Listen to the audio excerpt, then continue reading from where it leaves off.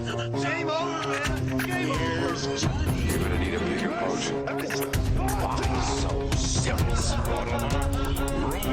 I am Iron Man. This is a tasty burger. Welcome to the InSession Film Podcast.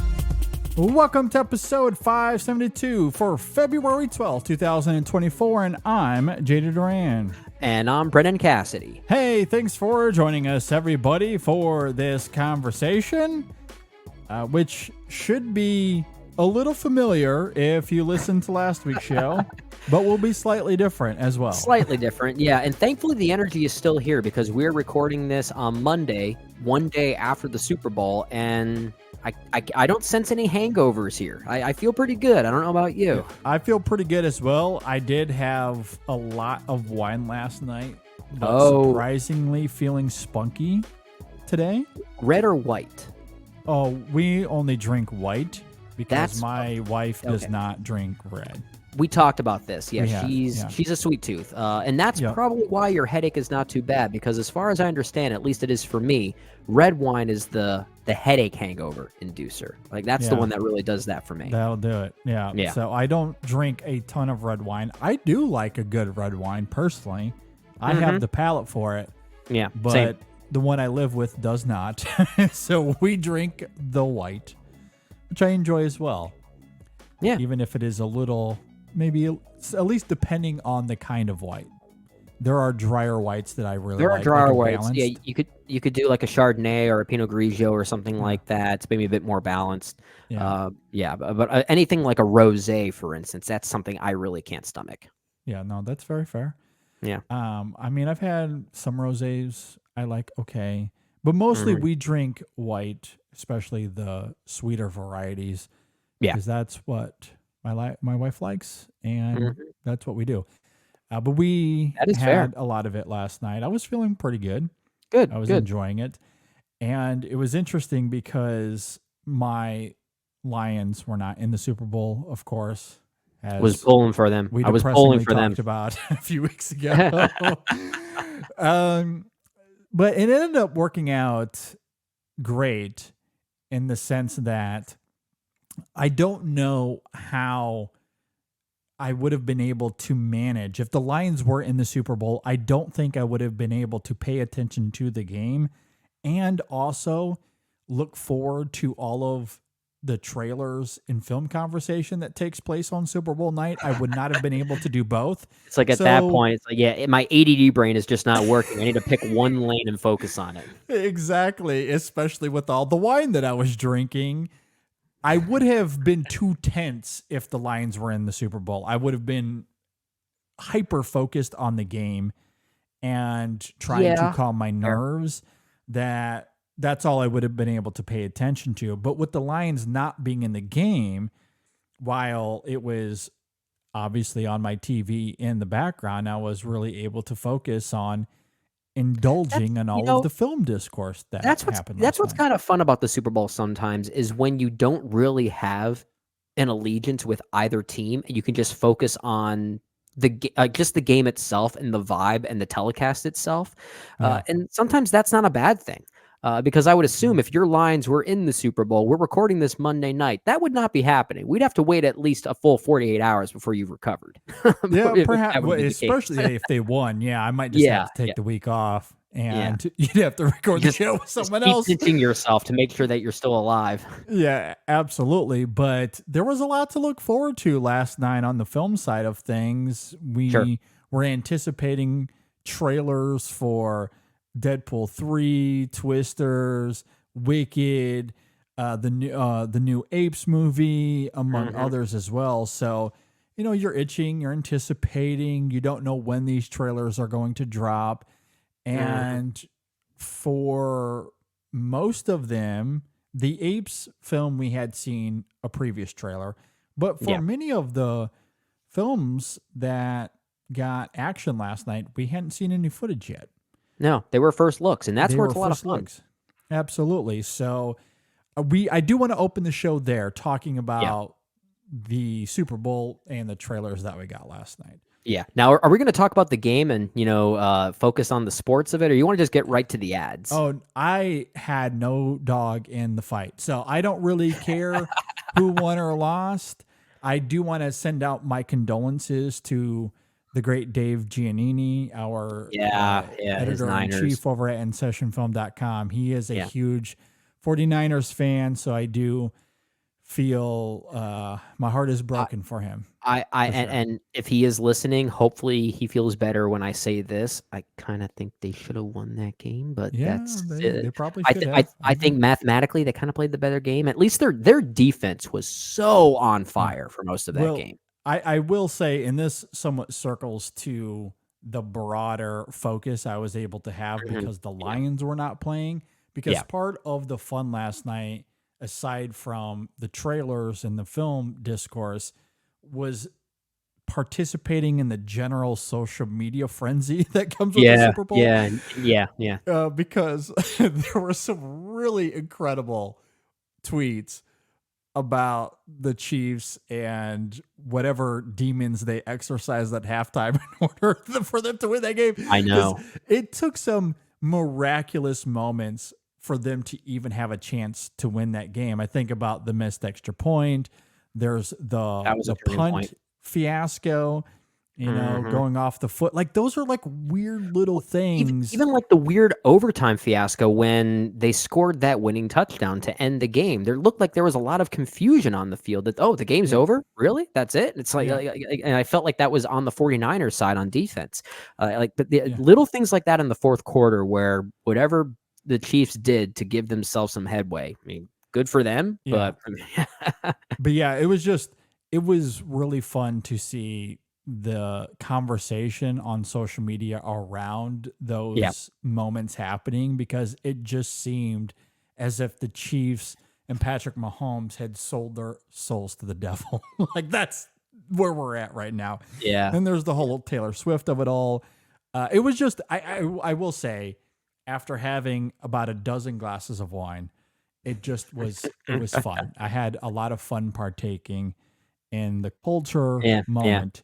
Yeah. And part of that, of course, is the films and the trailers that we got a chance to see last night. So we got some. Where should we start? I guess we have to start with one movie. There's one movie we have to begin with. Oh, really? Okay. I don't know where you're going with this, actually. I don't know. Okay. I guess I don't think it's that obvious.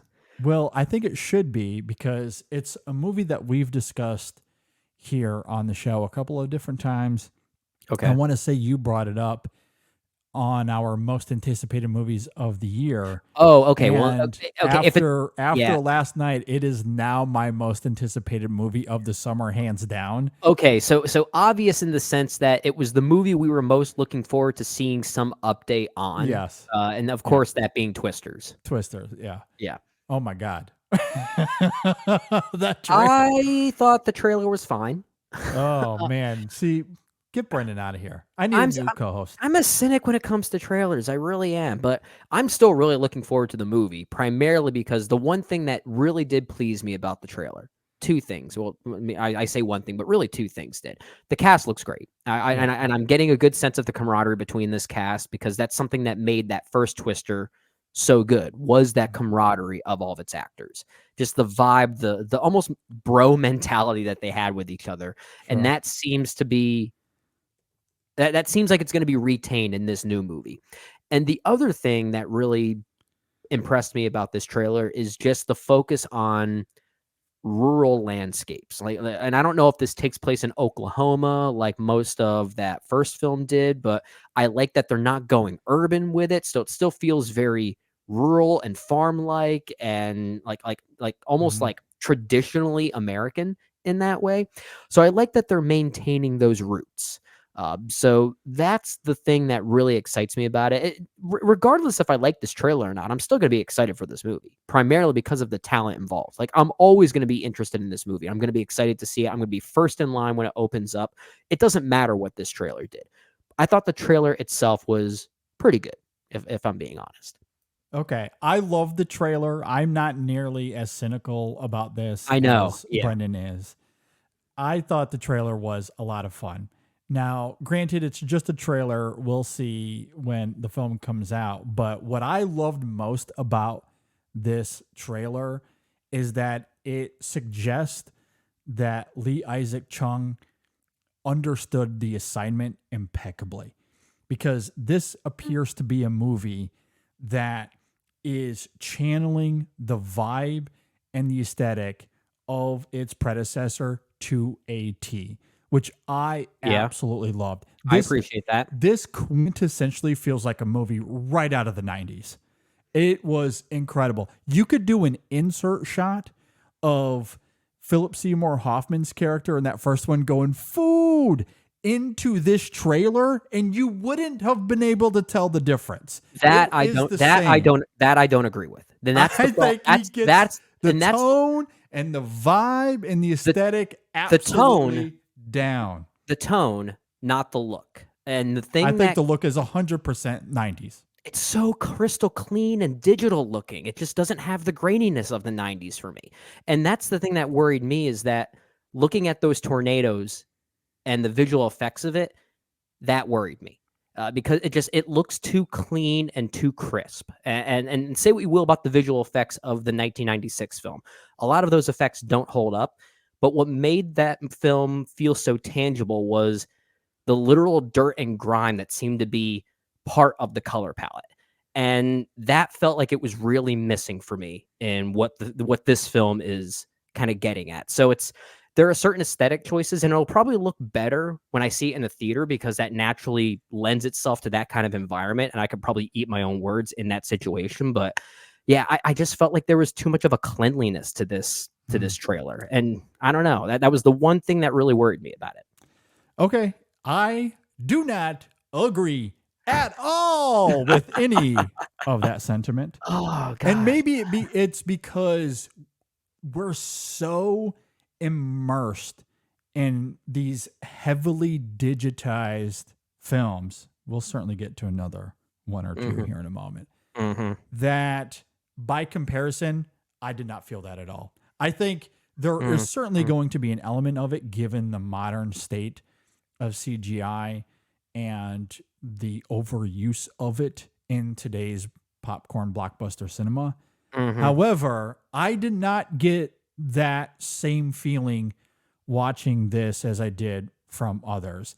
And again, maybe it's because when you're so immersed in it, when you get something that is different to any degree, it's so vivid and palpable. And that's what I got from this trailer. I'm wholly anticipating there's going to be a little bit of that. There's going to be a little bit of that. Yeah. Yeah. But on the whole, I feel like it is an incredible, again, it's just a trailer, but based on these 2 minutes, it feels like an incredible 180 from that to where it felt like I was watching something right out of the 90s. Maybe a little sharper, maybe a little cleaner, but I don't think that much. I think it's a lot. I think it looked a lot cleaner to me. But again, a lot of that could be fixed in post-production, because there's still some post-production work to do on this movie. It comes out in July, if I'm not mistaken. And a lot of what's going to help this movie too and make it feel more three-dimensional and big is what they do with the sound work. And if the sound work is really effective, it almost won't matter what's on the screen, because a good sound editor and sound mixer can make even the worst looking thing feel very tangible. And a movie like this is going to be reliant, and it's gonna need to really rely on that sound to really make that impact. And you can't really get that in a trailer when you're watching it at home, even on TV, if you have a good sound system set up for it. And when I say I don't love the trailer, it's not lessening my excitement for the movie, because I know the movie is made for a particular presentation, that being the theater. And this is going to be an IMAX. Like, this is also going to be in an IMAX presentation, which means that there's going to be certain things about this that we're just not seeing yet. And then I could certainly fix those things. And maybe that's part of it, because I obviously have not seen this trailer, this footage on the big screen. Yeah. In IMAX, I watched it on my TV at home, which isn't going to be quite as pixelated. Right. And as a result, I did not sense Could also be the wine. I admitted that last night on social media. Could very much be the wine. I'm willing to admit that as well. Yeah, that's fair. However, when watching this, and especially because this comes off the heels of 2 other trailers we got earlier in the evening that to me felt way more sanitized, way more digitized than the Twisters. Like it was night and day difference to me. Okay, I'll say this. We're going to talk about another trailer for sure, perhaps maybe even 2 other trailers.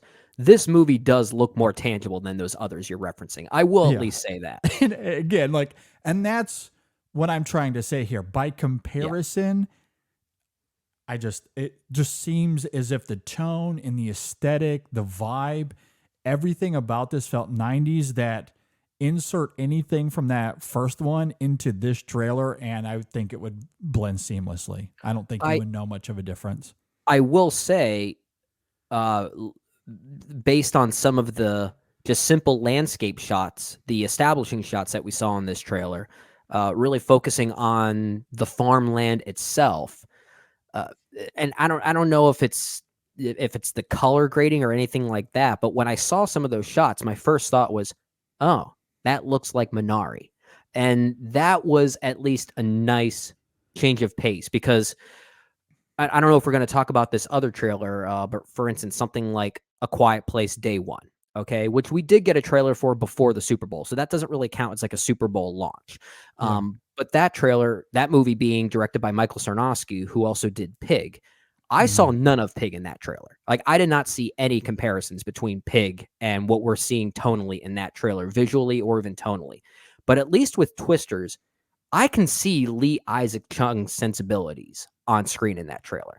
So that's at least a wavering thumbs up then. That's a nice little thing there, that someone here is not just going to be a director for hire, or at least it looks like they won't be. So that's at least pretty good. I agree. I loved all of that. I loved the fun of it all. I hope that is maintained. I hope that's not just a trailer gimmick, a la Suicide Squad, if you will. Oh, yeah. And man, these performers, this cast, as you noted earlier, Glenn Powell, Daisy, totally doing Glenn Powell things once again. Yeah, Anthony Ramos, Brendan Pereira, basically Hangman if he chases tornadoes and doesn't fly planes. They're all having a ton of fun. It looks like they're having the time of their lives, and I can't wait. Again, to your point, I'm looking forward to the movie. It. Like this is still one of my most anticipated films of the summer, even of the whole year, if I'm being honest. The trailer is not going to change that. But it looks like there are going to be some good things in it. But it did for me. It did for me, like palpably, viscerally, changed my perspective on this movie. And that's the thing. Most trailers don't make me more excited to see a film that I'm already excited for. Like for something that I'm already looking forward to, a trailer's not really going to like add more interest to that, because I already have my reasons for being excited for it. Yeah. The marketing of it is not really going to affect it. Now, there are some trailers that will make me feel less excited for something, like we may have seen aired on the Super Bowl as well. But it could go in the opposite direction. We'll talk about those. But I'm still excited for Twisters. I trust the talent involved that it wasn't going to matter for me. Yeah, I mean, clearly our anticipation for this was distinctive. I know you mentioned it in our most anticipated of the entire year episode back in January. I was mildly anticipating this until last night. Okay. I was curious. I grew up on this film like everyone else did. That's our age. You watch this 1,000 times in the 90s, and it's always a lot of fun. And I love Lee Isaac Chung. Minari was awesome. Glenn Powell is great. One of the best working today. So that on its own terms, there's plenty to look forward to. Yeah. But I wouldn't say that this was in my top 25 or top 30 most anticipated movies of the year. Maybe not even top 50.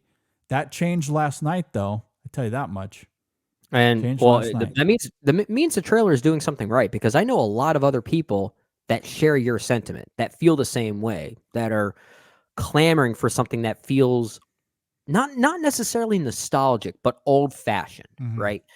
And while there is a cleanliness to the look of this movie that I didn't fully love based on that trailer, I will say tonally, it does kind of feel like it comes from a different blockbuster era.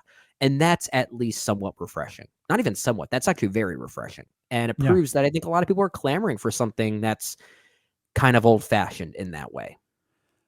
Well, speaking of old-fashioned, there is a movie eligible for our draft here in just a little bit that tethers to another trailer we had last night. Okay. It's also based off of a stage play, a very beloved Broadway musical. Directed by John M. Chu, we get our first footage for Wicked. And it's hilarious, Brendan, because I was reminded of the original tweet from Universal, I believe, that produced this, Universal Pictures. Back in 2019, there was a tweet saying, look forward to Wicked the movie coming December 2019. Yeah, that did not happen. That did not happen. This movie was supposed to be released, not shot, not in production, released in theaters in December of 2019. Before the pandemic. Think about that. Before the pandemic. Oh my gosh. So here we are. And at that point, John M. Chu wasn't even attached as director. Wasn't Stephen Daltrey tied to this or someone? Some oddball I have director to go. Let's see. At one point. Yeah, John Chu was announced on February 2nd, 2021 to take over. Okay. So several years. Yeah. Or about a year and a half post its original release date. Yeah. And and here we are. By the time this is released, November 27th of this year, it'll be almost 5 years to the day it was originally supposed to be released in 2019. So here we are. We're finally here. It is coming out starring Cynthia Erivo, Ariana Grande, Michelle Yeoh, Jeff Goldblum, among many, many others. I have a feeling that our conversation on this might veer in a different direction than, let's say, with Twisters. Well, it depends on how much of a different direction. Although, maybe for me, because you're very cynical as it is already, maybe you're just going further down the cynical road here. I'm not even going down the cynical road. I think this is one of the worst trailers ever made. Because this one, I was partially curious about this movie. I have no interest in seeing this right now. This movie, this trailer took every interest I had in this movie completely away. And that's a shame because I like the casting here. Now, also, I guess to be a little fair, I'm not the biggest fan of the musical in the first place. I think the musical's pretty good. I think it has some good songs, but I think it kind of gets burdened by the weight and the length of it all. But I do like the casting. I was really hoping for something kind of inventive, but I don't know if the visual grandeur of John M. Chu was the right person for this, because I think he works better in more practical, lived-in spaces, like whether it be a musical like In the Heights or Crazy Rich Asians, or like he's worked a lot with those Step Up movies as well, right? I think he's much better when he's on the streets. I just don't think he has the eye for this type of world, for Oz. I just think this movie looks bland and plain from a visual standpoint. Like, it made me miss Sam Raimi's Oz the Great and Powerful. And that is not a good looking movie, but at least that had an inventiveness to it. And again, maybe the movie will have it. We're seeing small bits here. We're seeing yet another trailer that seems to be afraid to market itself as a musical, which is an ironic thing given that this is one of the most popular musicals of all time on the Broadway stage. So this trailer did not work for me at all. It lessened my excitement for it pretty significantly. Okay. Let me clarify something I said earlier, because I noted that Universal Pictures sent out a tweet saying that the movie was going to be released in December of 2019, which is true. Yeah. However, what I failed to articulate, that tweet was sent out on June 16th, 2016, 3 years prior to that film supposedly coming out. Honestly, seeing the trailer, that all makes more sense, because the final product The final product has such a plainness that it looks like something that went through production hell. Yeah. They sent that tweet out in 2016. It obviously did not come out in 2019. And here we are, 3.5 years removed from that original release date. Let's talk about that for a second, because that's unreal. That is 8 years from announcement to release. Okay. Mm-hmm. When you say it like that, your first instinct, just as an outsider, not knowing the context or the movie or whatever, you might think, oh, that's kind of refreshing. That means they're hopefully taking their time to make this right. No, that's not the case. They were trying to get this out in 3 years, didn't go their way. Then they had to get a new director. Now, 3 years after that new director was announced, now they have this movie coming out. That is a rush job. That is a patchwork to get this made. And I feel like the trailer kind of showcases that, honestly. I agree. I completely agree with you. And I think it is unfortunate because I do really like the stage production of it, which I saw for the first time last year. And oh, wow. No, you saw pretty fresh. Okay. Yeah. I'm pretty fresh on it. Really enjoyed it a lot. Now, I will say I have to be diligent about what I say with this film because my wife, who doesn't listen to the shows at all, thankfully. However, she does Randy, live in the same house as me. And whenever the word wicked is in the ether,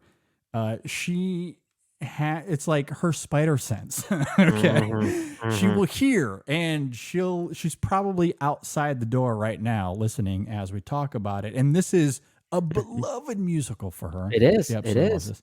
It's a huge hit. It was a fun date to go and see that show with her. She was really giddy about taking me to see it because I had never seen it before.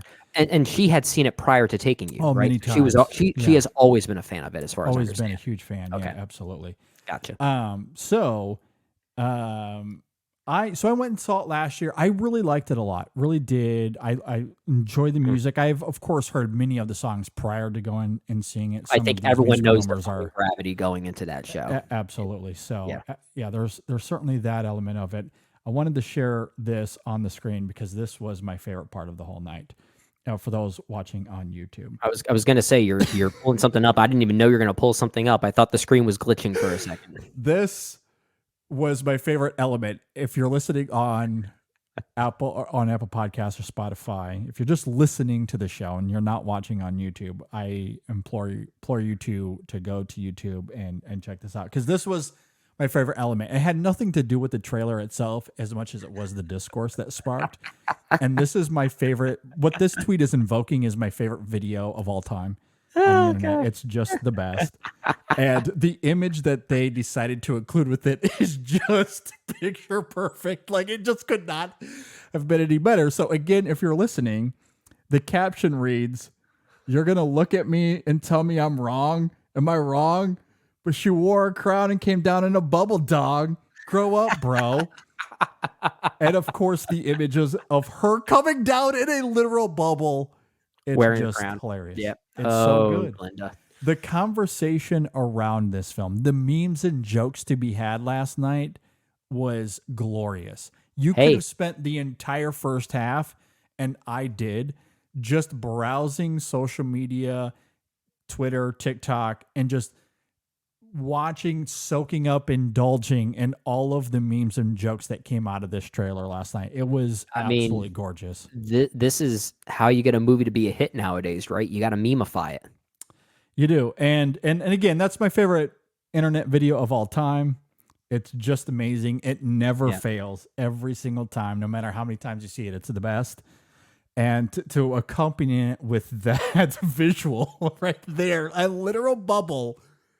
It's great. So anyway, that was my favorite element of the trailer last night. I like that you brought that up. That was clever. Was just the incessant memes and jokes to be had out of it. Hey, because I agree with you. There's, in terms of genuine conversation to be had, I do think there's an element of, in all seriousness, moving away from the memes and jokes.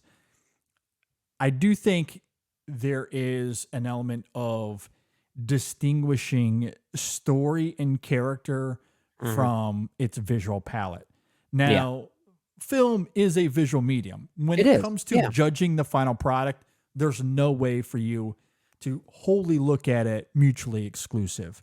You will have to wrestle with its visuals. And I do agree with you and many out there that are criticizing the visuals of the film. It does not look good at all. It really doesn't. A sludge to look at. However, I do think that the cast is really great. The music on its own terms is wonderful. There's going to be an element of it from a narrative storytelling perspective, from a character perspective, that I know I'm going to enjoy. That is going to be compelling to watch. Now, how that comes through in the final film, what do they choose to leave in? What do they take out? Because it is a Broadway musical after all. Although they are supposedly splitting this up into 2 movies, so they might not remove anything. They might just keep all of this in part 1, and then part 2 is supposedly coming out sometime next year, in November of next year, I believe is the plan. I wonder how they're going to handle that. Like, there are some musicals that really do require that intermission, right? That break. And if that's what they're going to do here, I get that. Because there have been many movie musicals in the past that were botched because of how they handled that break. I mean, a great one being Into the Woods, for instance, right? The whole point and the magic of that show is that the intermission is right after They Lived Happily Ever crumble, right? Yes. Yeah. So the fact that they relegated that to just the 3rd act climax of that movie is so embarrassing. It is such an embarrassment. Yeah, I agree. Obviously, I don't want to use that as a detour to talk about a different movie musical, but I see why they chose to try the whole part 1, part 2 thing with an epic Broadway musical like this. Because this is beloved. This is so popular. There's a lot of love to be had with the stage musical, that the idea of, hey, let's go full on into this. Let's split it into 2 movies. I do think there's commercial appeal in that. Sure. And that still might work despite the quality of these movies. There's still potential for it to have its financial successes. Yeah. We'll see if the marketing is able to achieve that or not. Long way to go still. I don't think this trailer, though, is gonna. It's not doing itself any favors in terms of bringing much appeal and excitement to it, because most of the conversation, again, bringing it back to that was the memes and jokes. There was certainly a level of some genuine excitement. I don't want to take that away, because I did see some of that on my timeline. But they're not the loudest ones in the room, so they're not the loudest ones in the room. That's absolutely for sure. But I do think the spirit is there, the energy of the stage play. Again, what makes these characters so compelling, what makes the song so alluring. Yeah. That element I do think is there, and I'm hoping I think the movie will be able to capture that to some degree, but it's hard to completely remove that from how unwatchable it might be, visually speaking. Oh my God. I thought it was a bank commercial at first or something. It's really bad. No, it's really bad. I know some people have compared it to like Lifetime movies and, commercials you see on TV. It did look like an ad for something. It really did. It's not great. No, I agree. So I'm holding out hope that despite the visuals, I'm hoping that the film can overcome that to some degree. Maybe not wholly, but to some degree. That's what I'm hoping for. Yeah. I do too. And there's a lot of time left between now and Thanksgiving for post-production to do what it needs to do to make it more cinematic in the way that it needs to. Okay. Real fast, one more, and then we can get to the draft. Okay. We, of course, need to talk about not Deadpool 3. It is now titled Deadpool and Wolverine. Mr. Cynical, what did you think about this trailer? Oh, here we go. Sleeves are rolling up. I kind of dug this trailer. Oh my god! I kind of dug it. What? Okay. I think it was because we have so much uncertainty about not just how Deadpool is going to be brought into the MCU, but how the MCU is going to really reformat itself going forward. And I think what this trailer did was sort of solidify a potential direction it could be going that I kind of feel like might be the right direction. I think the way Deadpool is going to be interwoven into the MCU is it seems kind of clever to me. Like, I feel like this movie has a pretty interesting concept for trying to course correct the MCU while bringing new things in that it has acquired the rights for over the years. Yeah. Like the trailer marketed itself as sort of a building to moment, right? Yeah. And I think that makes it more exciting. I love the title change, if I'm being honest. It actually makes a lot of sense to not call this Deadpool 3, to actually distinguish itself further from the other iterations of Deadpool that are now canon, but kind of not, but are, but not. So it's like, to make it more of an official MCU film, you can't just call it Deadpool 3. Like, I get that. Yeah. But I don't know, like, if I'm going to go back to the visuals, it doesn't look like the greatest movie ever made by any stretch of the imagination, or even the greatest MCU film from a visual standpoint. But I don't know, just what I saw looked more cinematic than anything we got in Phase 4 for a while. So I actually felt like there was a little bit more tangibility to things. Like, I felt like there was more color. There was a little bit more vibrancy. Things looked a little bit more three-dimensional this time around. Like, there was actually some work put in the post-production process here. Like, maybe this one worked more for me because I had no knowledge of what they were going to do, and that mystery was kind of intriguing. So there were some elements of this trailer that kind of surprised me. I don't know if that's going to be emblematic of the final product itself, but I thought it was a pretty good trailer. Yeah, this was another interesting one, similarly to Wicked, following the discourse of it, because there were fans of Deadpool and of the MCU that were really giddy about this film and the trailer. And then on the other end of that spectrum are hardened cinephiles that cannot take any of this seriously at all. Like, just absolutely bashing the visuals and the composition that is seen in the trailer. And I find myself somewhere in the middle there in terms of how I think this looks and what I think we're getting here. I would consider myself as much of a cinephile as anyone out there. Sure. Love film. It's deep heart and passion of mine that I love. Of course, that's why we're here doing all of this. At the same time, though, I'm not rigid, enough to not allow myself to enjoy these films. I do. I'm a hardened. Absolutely. I'm equally as hardened defender of the MCU. You're a nerd on both spectrums, right? I try to be open-minded to it. I don't know if that makes me more or less pretentious saying it that way. I don't know. Honestly, I would say less, because you're not picking any side. I try not to pick sides. I understand why people want to harp on this film visually, and I'm the deep cinephile that loves art, and I am as well. But I also love these popcorn entertainment films, and the Deadpool movies to me have been really fun. They've injected an energy that I think was necessary for the genre. I know some people are tired of the shtick, but I mostly really like it a lot. I think Deadpool 2 is actually quite good. I like it better even than the first one. Same here. And I don't know if I'm supposed to, because I find myself wrapped in the drama of that film, and I don't know if I'm being made fun of for that. Like, that is that part of the joke or not? I don't know, but I really like it a lot.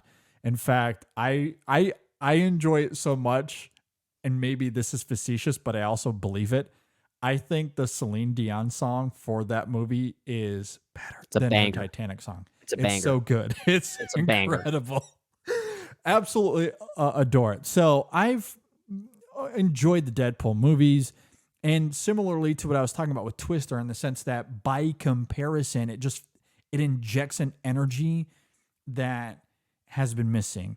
And while I have defended Phase 4 of Marvel more than others, I'm also not blind to the reality that since Endgame, it's been a little bit of a hit or miss. We've talked about that a lot a rocky road on the show over the last few years. And even in recent weeks, you know, the TV shows have especially saturated the entire movement. So here we are with Deadpool 3, not Deadpool 3, but Deadpool and Wolverine. And it feels like it's injected an energy that we just haven't seen in a long time. There's something about Deadpool, the tease of Wolverine, which we don't actually see in the trailer, or maybe that was just the TV commercial. I can't remember. We see for like a frame or two, but it's not even the front of his face. It's like his shadow. Yeah, exactly. Yeah. So like, I love how all of that is constructed in the trailer. They of course give you some geeky visual cues that have riled up some on the internet.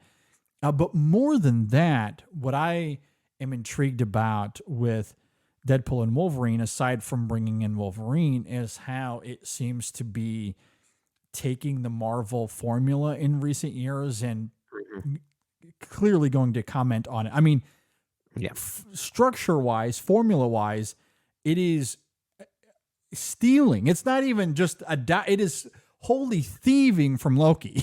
Which it is, yeah. I don't think is an accident. I think that's brazen on purpose.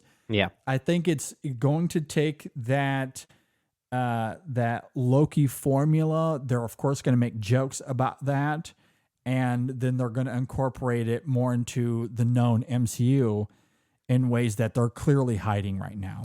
It's gonna be really funny if this movie, Deadpool and Wolverine, is really all about Deadpool completely retconning Phase 4.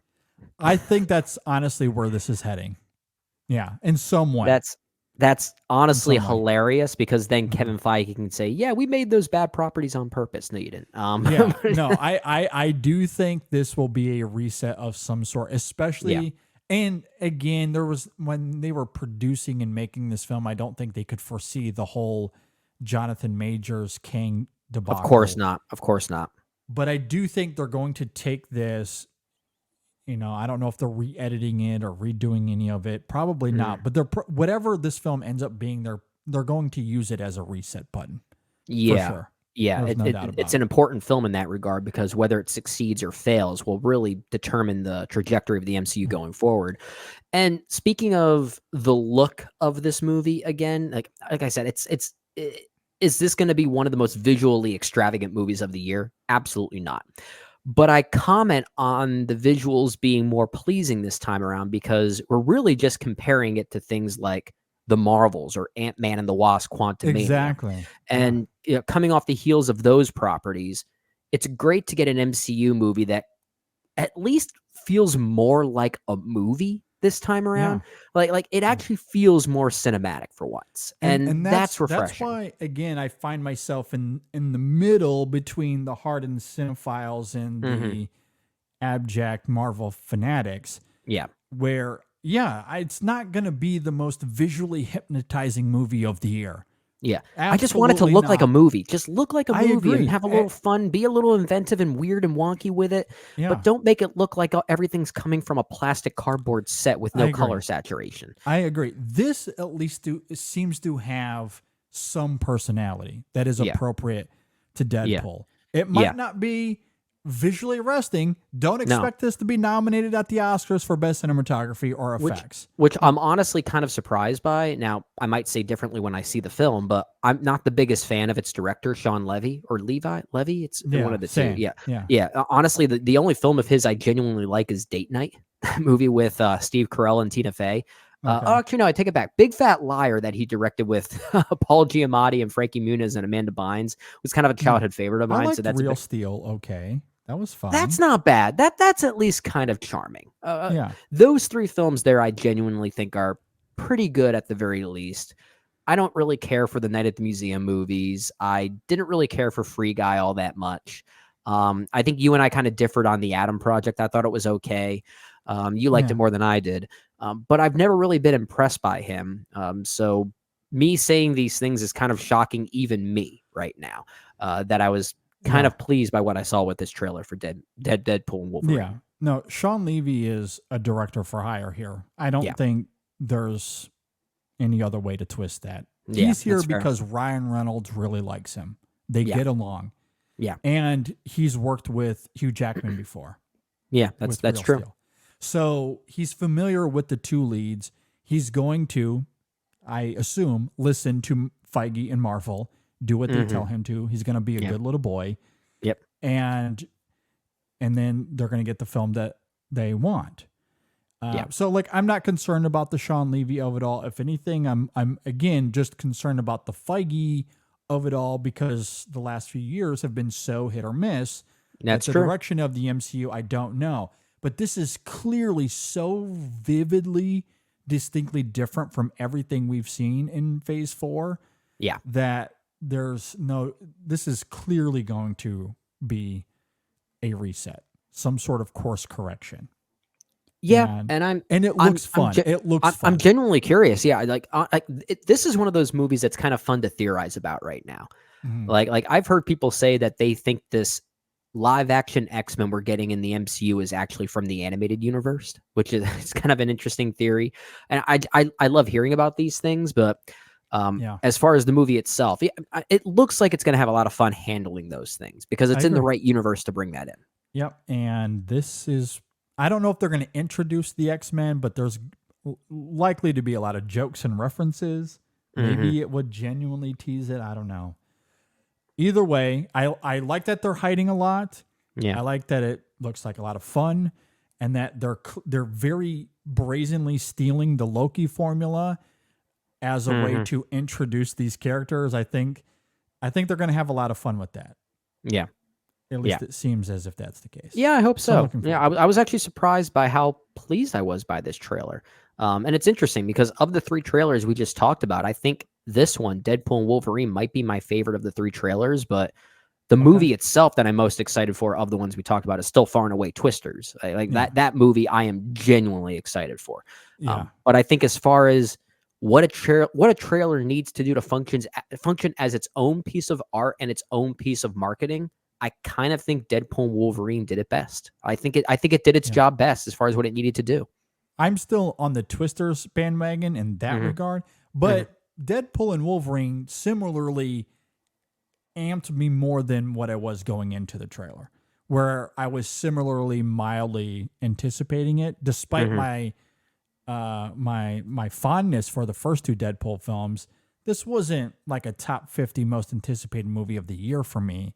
Sure. But this did get me excited. Maybe not to the degree that Twisters did, but still it got me more excited than I was even close to walking into. Certainly wasn't the Wicked trailer. That's true. All right, we got to talk about coffee. It's our favorite drink in the world. It's so good. Absolutely love it. So good. Nature's That's medicine. Why we love. Yeah, it is, and that's why we love Coffee Cult, because they have the best medicine, if you will. They do. The best coffee. Now, how do we know they have the best coffee? Well, they source the top 2% of specialty coffees in the world. And that in and of itself is exciting, because that's a rarity right there. Most cafes, most coffee companies, they don't source the top 2% specialty coffees in the world. And then Coffee Cult takes it a step further, because you get a bag of specialty grade coffee and there's all kinds of Arabica beans in there. There's perfect, pristine green coffee.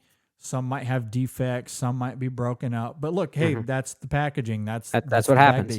Yeah. It's still technically specialty grade. But Coffee Cult's like, that's not good enough. Those defects, take them out of there. We don't want them. We only want those pristine coffee beans.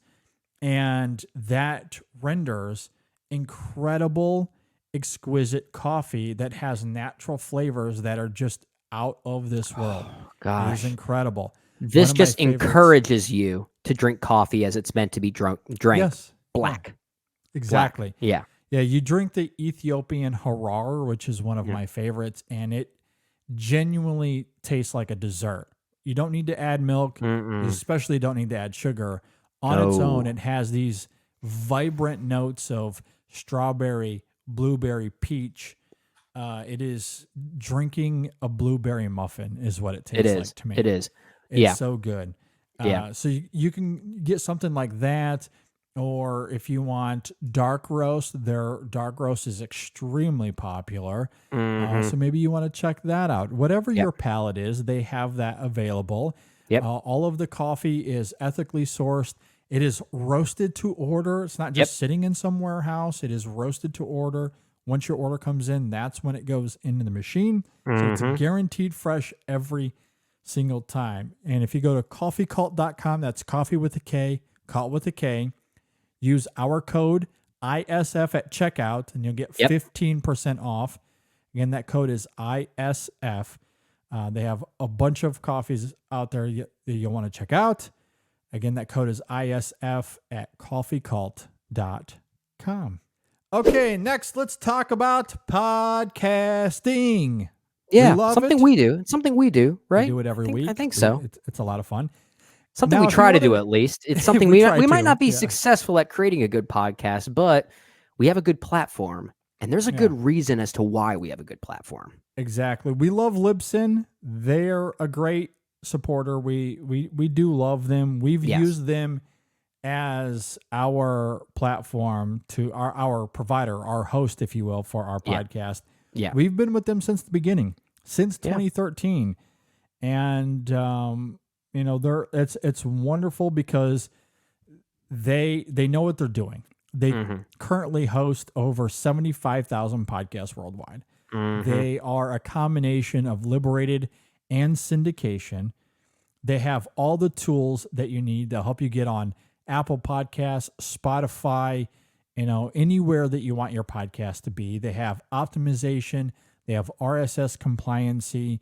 They have all the social media engagement. They have WordPress integration. They have it all the tools that you'll need, analytics, if that's something that you want for your podcast as well. So important to know those things, having those analytics to know where your podcast is successful and where it needs work. Oh, man, Libsyn and their trusted analytics will give you all that information. Exactly. So go and check these guys out. That's Libsyn, Libsyn, Libsyn.com. And when you sign up, you'll get 2 months for free with our code. 2 months for free with our code ISF. Again, that code is ISF, and you'll get 2 months for free at Libsyn.com. That's Libsyn, Libsyn.com. Okay, with all of that said, let's go ahead and move on to our draft that we're going to do this week. Yeah. And similarly to last week, we are looking at Best Picture movies. However, the difference between last week and this week, pretty simple. Last week we talked about Best Picture winners. Yep. This week we're looking at Best Picture nominees. So the crop of movies that we have in the fold here have skyrocketed, quadrupled. We basically multiplied it by what, like 100? A lot, yes, by a lot. So this is going to be a little bit more of a broad conversation, maybe. I don't really know. I don't really know. Looking at my list here, I have 30 plus movies that I'm going to be pulling from as far as what I think are the best. And then there's probably another 100 or so I could look at as far 70. As others. Yeah. Well, I think some of this here, like, it's going to depend on criteria in a lot of ways too, because there are many ways you can look at this. We can look at it very broadly, or we can look at it maybe a bit more politically, I guess. And the way we look at it could have an effect on how people choose to vote for our respective lists. So that's going to be interesting depending on how we choose to look at it. We're doing a part 2 of sorts, a part 2 Best Pictures draft. I actually didn't see the outcome of last week. Like, do you have the results of how the Best Picture draft happened last week? I didn't. Admittedly, I had an insane weekend. That is a podcast in and of itself.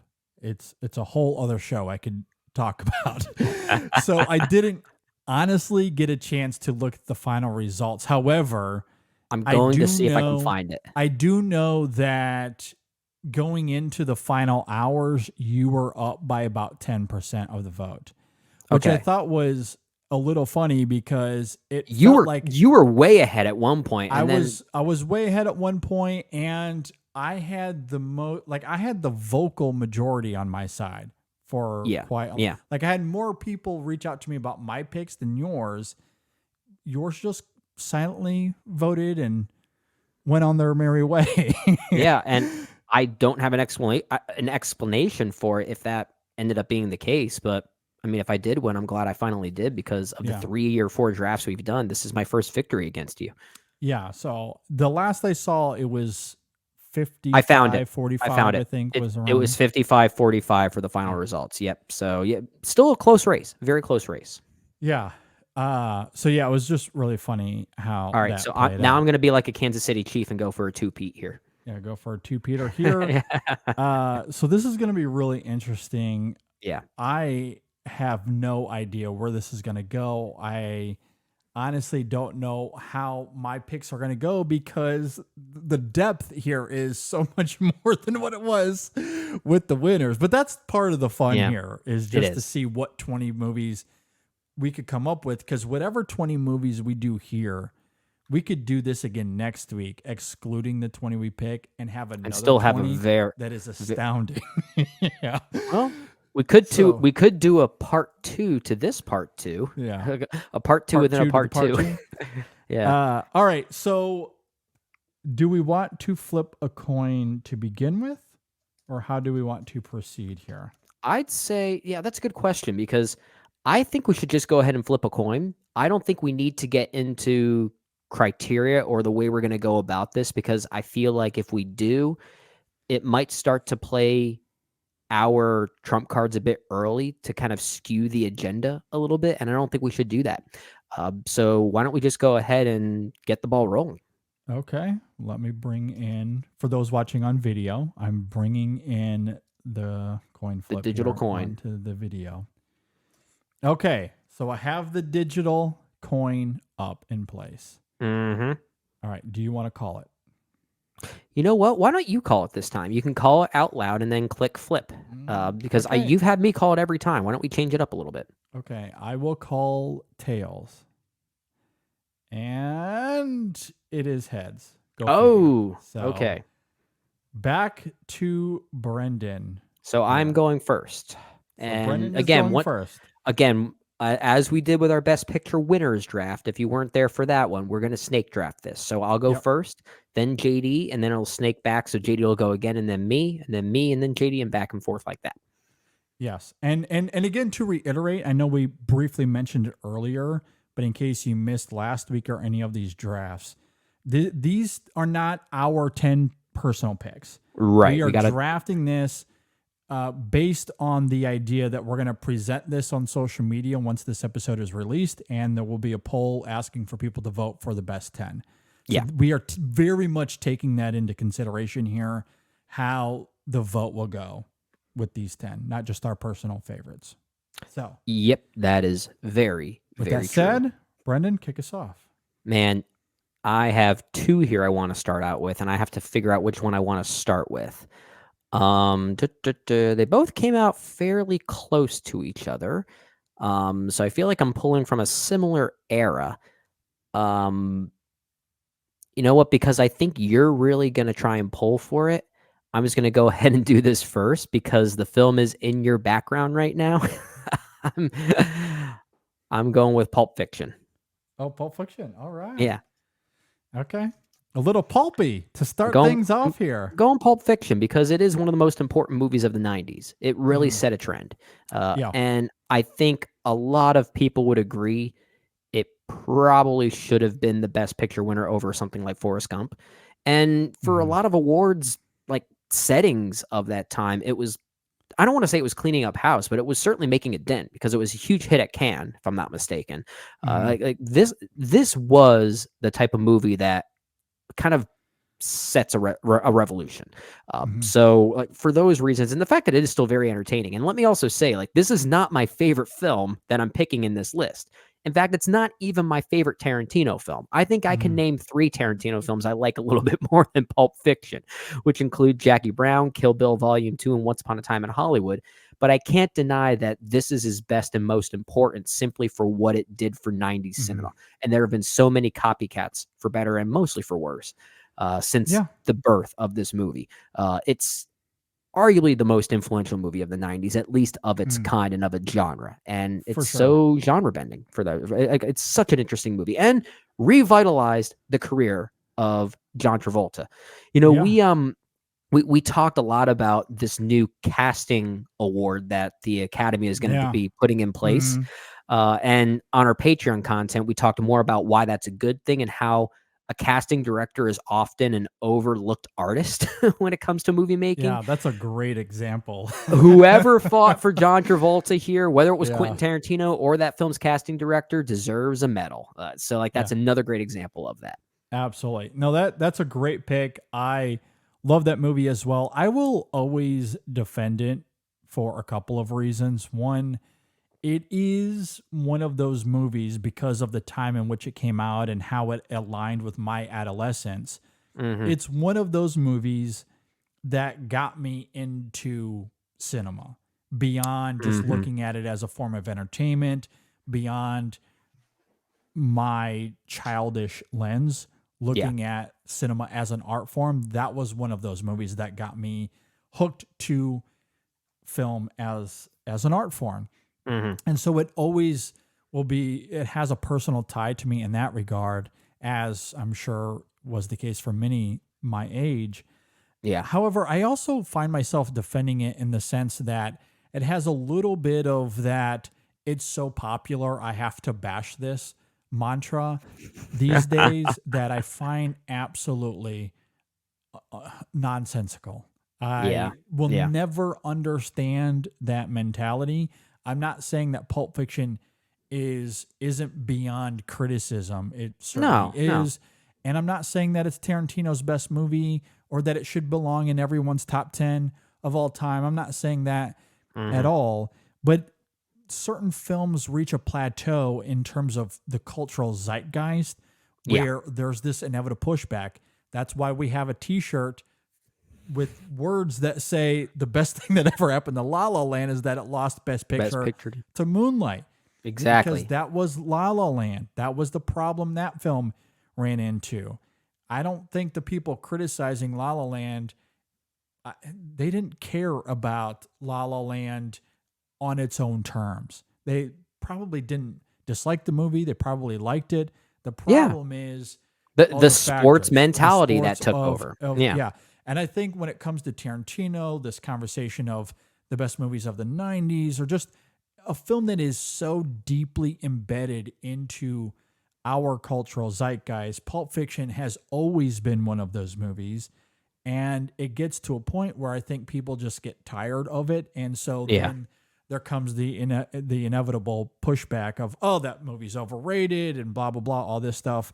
And I just find that discourse disingenuous. I just find it tiring and boring, honestly. It's tiring, it's boring. There's no... That's not something that lessens a film's quality. It just does that lessens your quality as a person. I put zero stock, zero value into it. Not that you can't dislike it. If it's not your movie, that's fine. If it's coming from a place of good faith, I'm willing to meet people, in that conversation. But a lot of this conversation, as is the case with a lot of discourse on social media, it's coming from a place of bad faith. And that's certainly the case with Pulp Fiction. So I always find myself defending it against that bad faith arguing. I think it's great. I think it's deserved of its reputation. And obviously a lot of people love it, which is what makes it a great pick there. All right, moving on to my first pick here. Okay, so obviously there's a lot to choose from. I am going to choose a couple of movies that this might be a little risky because I don't know how much it'll help me in the vote, but these are classics that are considered some of the best of all time, and I'm going to go for it. So my first one here is The Wizard of Oz. Interesting. Going with The Okay. Wizard of Oz. So this is, 1939 is one of, if not the best year for film ever. I mean, that was Victor Fleming, who is credited, at least one of the credited directors for this one, was also credited for Gone with the Wind, which ended up winning this same year. Which one? So, yeah. Yeah. And then you have Stagecoach in there. Mr. Smith Goes to Washington. Wuthering Heights. I mean, many beloved films from that year. Good crop of nominees. But The Wizard of Oz has a legacy that is perhaps unrivaled from any of those movies, including Gone with the Wind, which won Best Picture. Does any of those movies, now we're talking great movies. I'm not talking quality. I'm talking legacy. Is there any other movie that has more of a legacy from that era than than The Wizard of Oz? I mean, we just got done talking about The Wizard of Oz indirectly during our trailer talk, right? Yeah. Just goes to show that almost 100 years later, we're still talking about this world. Absolutely. Absolutely. There's movies being made, again, based off of stage plays, but the stage play comes from this. A decade ago, you had, what was that prequel Wizard of Oz movie that came out? Oh, the Sam Raimi film? The Sam Oz Raimi the film Great that and everyone Powerful. tries to forget that exists. But Which, look, I mean, had looked that- better than that Wicked trailer. fair enough. But that movie gets greenlit because of the love of this movie that right. holds power all these decades later. So of all of the films that we're going to be talking about tonight, that, Best Picture nominees that were not nominated, there are very few, if any, that have more of a legacy than The Wizard of Oz. Yeah. So that is my first pick because of that. That is a movie I loved as a kid and also scared me as a kid. There are Yeah. many things about that movie that scared me, and none of them were the flying monkeys. Things that actually scared me were like the the sleeping flower beds, or just like the fact that someone was crushed by a house. The tornado is what scared me. Like the other things like that, like the tangibility of it. Like that movie was so inventive for its time, and it still looks great today. It does. Absolutely. It looks incredible. Yeah. Despite how the film was made, there's a lot of controversy regarding the behind the scenes. But Yeah. that's a different topic for a different day. When we're just talking about the film itself, amazing movie. Absolutely. All Agreed. right. My next pick, since we're snaking this, it comes back to me. Yep. This is a little bit of a JD pick, but also legacy, going with Citizen Kane. I figured you were going to go with that. So I'm going with Kane. I love this movie. I think its reputation is wholly deserved. I'll make this brief, or I'll try to anyway, for those that have never heard me talk about this movie. I love it because, one, it's one of the best directorial debuts of all time. What that film was doing in terms of its craft and editing, especially for 1941, is insane. It's remarkable how modern that movie feels, despite it coming out, 90 years ago, almost. Yeah. Anyway, What was that? 80 1942? years Was ago. that when it was? 1941, I believe. 1941. Okay. Yeah. Yeah. But the reason I really love it, like, it's my personal favorite movie of all time, and not just because of its craftsmanship and how decades ahead of its time that it was, and just the mind of Orson Welles and how it works. And he's one of my very favorite directors of all time, just an incredible creative mind. But what's great about Citizen Kane is that it's ultimately this movie about a man who grows into being this huge tycoon, has everything that anyone could ever dream of: successful business, women, politics. I mean, he could have had anything that you wanted at your fingertips, but he becomes cold and lonely and bitter because the one thing that he couldn't get, the one thing he could never go back to, despite having his wealth and everything, was his childhood. That was the one thing he never really had. And that's the one thing at the end of his life, the thing that he wanted the most wasn't his success, wasn't his money, wasn't his mansions, wasn't the women. It was his childhood. That's what he wanted at the end of his life. And there's something so profoundly moving about that idea that I think about often. I just think it's an astounding film in that regard. So Citizen Kane, great movie. My next pick here. There are shots in this movie that still blow my mind today. Yeah, it's incredible. The one that gets me is the snow globe. Like that snow globe shot is like, like I said, it blows my mind. Yeah, I can't believe he got away with tricks that. Is I don't know how he did it. The Hall of Mirrors shot, like certain things he does. It's like, how did you do that? Not even just how you did that in 1941. How do you do that today? Orson Welles was the Wizard of Oz, is what I'm trying to say. The Wizard of Kane. That's your number one pick. Wizard of Kane. Yeah. All right. Snaking back to you. Snaking back to me. I mentioned when I said Pulp Fiction that there was another film from roughly around this era I was also thinking about. So since you didn't pick it, I'm going to stick with the 90s, very early 90s. In fact, this is 1990 for this one. I'm going Goodfellas next. Yep. Okay. Yep. Definitely on my list as well. Yeah. And I feel like Martin Scorsese is so top of mind right now. You can almost go with a plethora of Scorsese films for this. Like you could probably almost do a top 10 of just Scorsese films that were nominated for Best Picture but didn't win. I think you can make the argument for many of them, but I think Goodfellas is the one that feels the most top of mind right now, especially given the whole legacy era of Scorsese we're living in now, that he's only a few years removed from The Irishman, which takes so many cues from movies like Goodfellas and Casino, especially Goodfellas. And this came out, in 1990? So, of course, many people would look back at that year and think this should have won over Dances with Wolves. It should have won. Yeah. So I guess that's another reason why I'm picking it kind of early, because I'm sort of basing it off of that mentality of what it had to compete against. It's definitely a movie that should have won Best Picture. And as a crime story, as an almost documentary-like execution, I think it's one of the best edited movies ever made. Like if someone were to come to me and say this is the best edited movie I've ever seen, I would not necessarily push back on that. It is absolutely an art form what Thelma's doing on this one. So yeah, for all of the reasons that I think everyone hopefully agrees with, I think this is one of the best films of the 90s and certainly one of the best Picture nominees of that time. So Goodfellas, my next pick. Yeah, no, it's a great pick. I love it as well. Not my favorite Scorsese, but certainly quintessential Scorsese. Yeah, there are others I do prefer as well. But yeah, it's like that toss up. Do I go with my head or my heart on this one? What's going to attract more attention for me from a voting standpoint? I don't know. I feel like you can make the argument anyway. My hunch was telling me Goodfellas at this point. No, I do think you make a great point. I love the irony that there are several great Scorsese films to choose from for this list. And the one Scorsese film we had in our crop last week is one I didn't even consider. Wasn't even close to being on how my ironic, list. right? Oh, yeah. Departed. You're a fun movie, but you're kind of an empty movie. Yeah, for sure.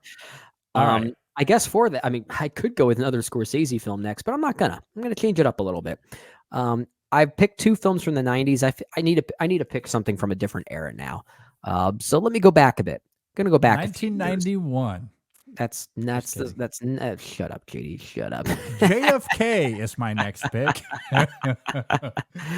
I'm gonna go to the year 1957. 12 Angry Men. Oh, okay, good one. Yeah, and we talk about best directorial debuts. This needs to be in the conversation.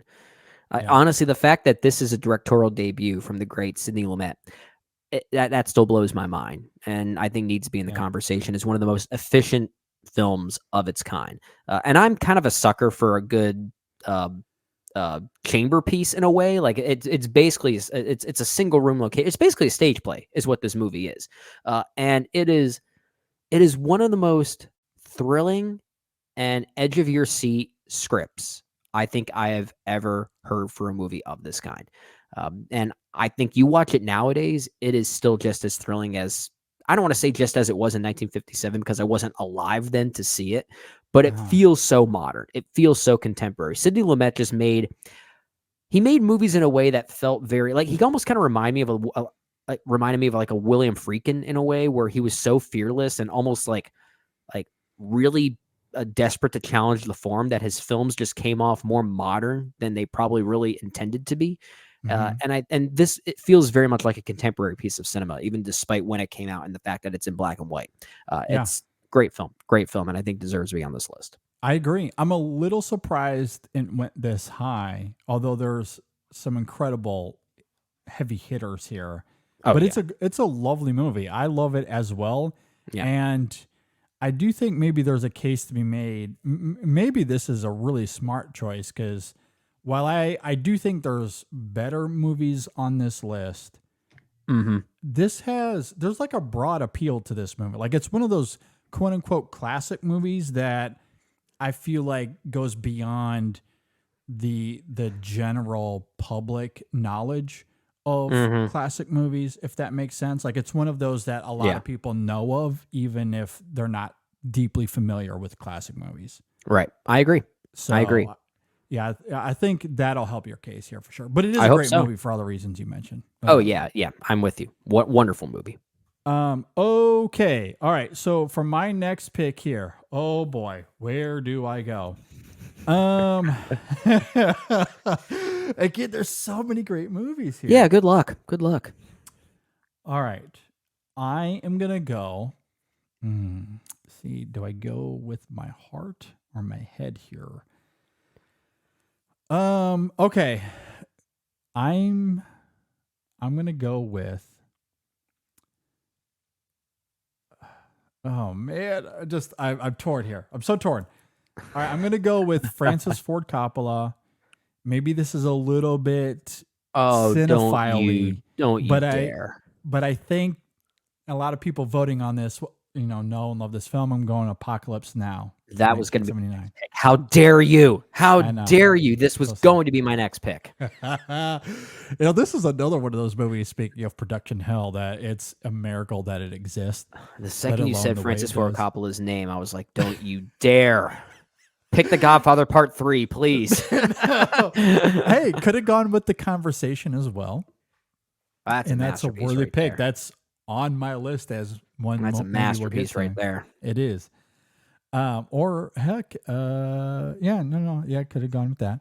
At any rate, Apocalypse Now is a visually engrossing movie. Its violence and its depiction of manic frenzy is simply otherworldly. The cast of that film, speaking of casting choices and creating an ensemble that is just immaculate for that movie. I mean, that's Apocalypse Now. I mean, it's the quintessential anti-war movie in many respects. And I absolutely love it. And then you get this cameo at the end that is just, it's iconic now. Absolutely iconic. Gotta love it. Apocalypse Now, just a miracle that it exists. I love it. I think it has one of the greatest movie insults of all time. If anyone were to ever piss me off on the streets, I would be so tempted to just say, "You're an errand boy sent by grocery clerks to collect the bill." There are so many great lines from this movie. So many memorable, iconic lines. There's no movie like it. Like when we call movies a vibe, this is a great movie that fits that description. It's almost like it's kind of psychedelic, and I think the soundtrack is certainly part of that, utilizing the song "The End" by The Doors, which are, I mean, they're kind of like the premier psychedelic rock band of that era. But the film's almost horror, like it's horrifying, but it almost feels like a horror movie at the same time too. It is unlike any other war film ever made. Yeah, I completely agree. It's fantastic. So good. It's my favorite Francis Ford Coppola film, which might be a bit of a hot take thing to say, but I think it's one of the greatest films I've ever seen. I don't know how hot takey that would be. I mean, he has so many great movies. That era, the 70s and Coppola, you can't go wrong with I know, but like when you have The Godfather and The Godfather Part 2 and you say, yeah, my favorite's Apocalypse Now, some people might say that's kind of hot takey. Okay. I mean, I guess it depends how much of a Godfather head they are. Yeah. But, I mean, the 70s and Coppola, I don't know what he was smoking, what kind of drugs he was on, but my God, he created 4 of the best films of all time within a 9-year span. It's I don't know if that'll ever be topped. Honestly, yeah, it made me go back and really recontextualize a lot of his 80s films and how interesting his career has been. He would be a fascinating director to do a series on. Yeah, perhaps that is down the line for us. Yeah. All right, my next pick here, I'll make this pretty quick because I already know what I'm going with here. This is a little bit of a popular choice. So moving away from classic, artistic, cinephile. This is that, but also a little bit more broad. It is 1981 Raiders of the Lost Ark. That's a good film. That's a good film. Don't think I need to go into it. I think we all know why Raiders is one of the best blockbusters ever made. And we all love it. We all love it for a good reason. So that is my next pick here. Well, should I keep the Spielberg train a rolling here with my next pick? I was wondering, I think maybe you should. And there's certainly a few more that you could. The second you Spielberg's here. Well, yeah, but the second you said 1980 and you didn't finish it, I was like, oh, don't say 1982. I could have gone 82. Yeah, well, so then I'll go 1982. E.T., the Extraterrestrials. I almost went 85, The Color Purple. That would have surprised everybody, including me. Yeah, don't do that. Don't do that. Because I want this poll to be competitive. I don't want to easily beat you in this one. E.T. But I still like that movie. I still like The Color Purple, but it's certainly no E.T. I did too. I like it too. It's no Raiders. It's no E.T. I often say I think E.T. is Spielberg's best film, even though I often cite AI as my favorite. AI is a top 10 movie of all time for me, and in some ways, E.T. kind of is too. At least it's top 20 if it doesn't make my top 10. But I feel like E.T. is one of, if not the most purely Spielberg films, if that makes sense. Like he's not a character in the film, but he might as well be.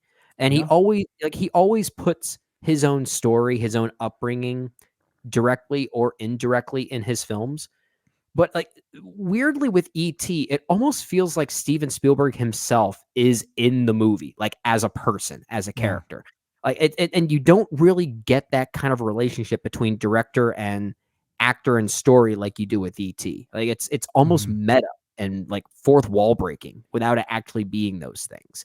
So like just how personal that it was makes it such a special film. And I think of its kind as a children's film, it's not even a children's film. It's not just for children, but as a coming of age film, I think it's one of the best and really set the tone for what a lot of films would do following it. So yeah, E.T., wonderful, wonderful stuff. My number 4 pick. So I guess snaking back to me, what do I do next? This is where it gets fun and hard and difficult and challenging. A Passage to India. I'm not doing that one. Yeah, from probably. Admittedly, I haven't seen it. I haven't seen that David Lean film, if I'm being honest. So, can't really speak to it. Fatal Attraction. I kind of like that movie, but no, it's Fatal Attraction. As much as I like that movie, it's no There Will Be Blood. I'm gonna go There Will Be Blood next. Yeah, I'm honestly surprised it took us this long to get to There Will Be Blood. Yeah, I was gonna wait, but I felt like, you know what, this is a very popular film amongst all best, of our audiences. if not the best film of the century so far. One of the best. Yeah, the reason why I was so torn on taking it, and I think you can kind of sense where like some of my strategies are here, JD, with picking movies like Goodfellas and Pulp Fiction and then E.T. Those are three films that choices. Well, not even the popular choices, but those are films that are among the conversation of ones that should have won Best Picture over the movie that actually did win Best Picture. Like E.T. up against Gandhi. Like, of course E.T. should have beaten Gandhi, right? So there is a narrative you can look at here. Like, do you want to just pick the best films or the ones that should have won Best Picture over the particular film that did end up winning Best Picture? That's interesting. And that's its own narrative. I didn't really go into this with it in mind because obviously I didn't know what I was going to pick. Yeah. ahead of time. But Oh yeah, like the criteria kind of spoke for itself or formulated yes, as the conversation went. goes, Yeah. now that I know what's in front of me, but of the 4 that I've picked and of the next few that are on my mind anyway, it seems as if my criteria here organically as it's unraveling in front of us is legacy.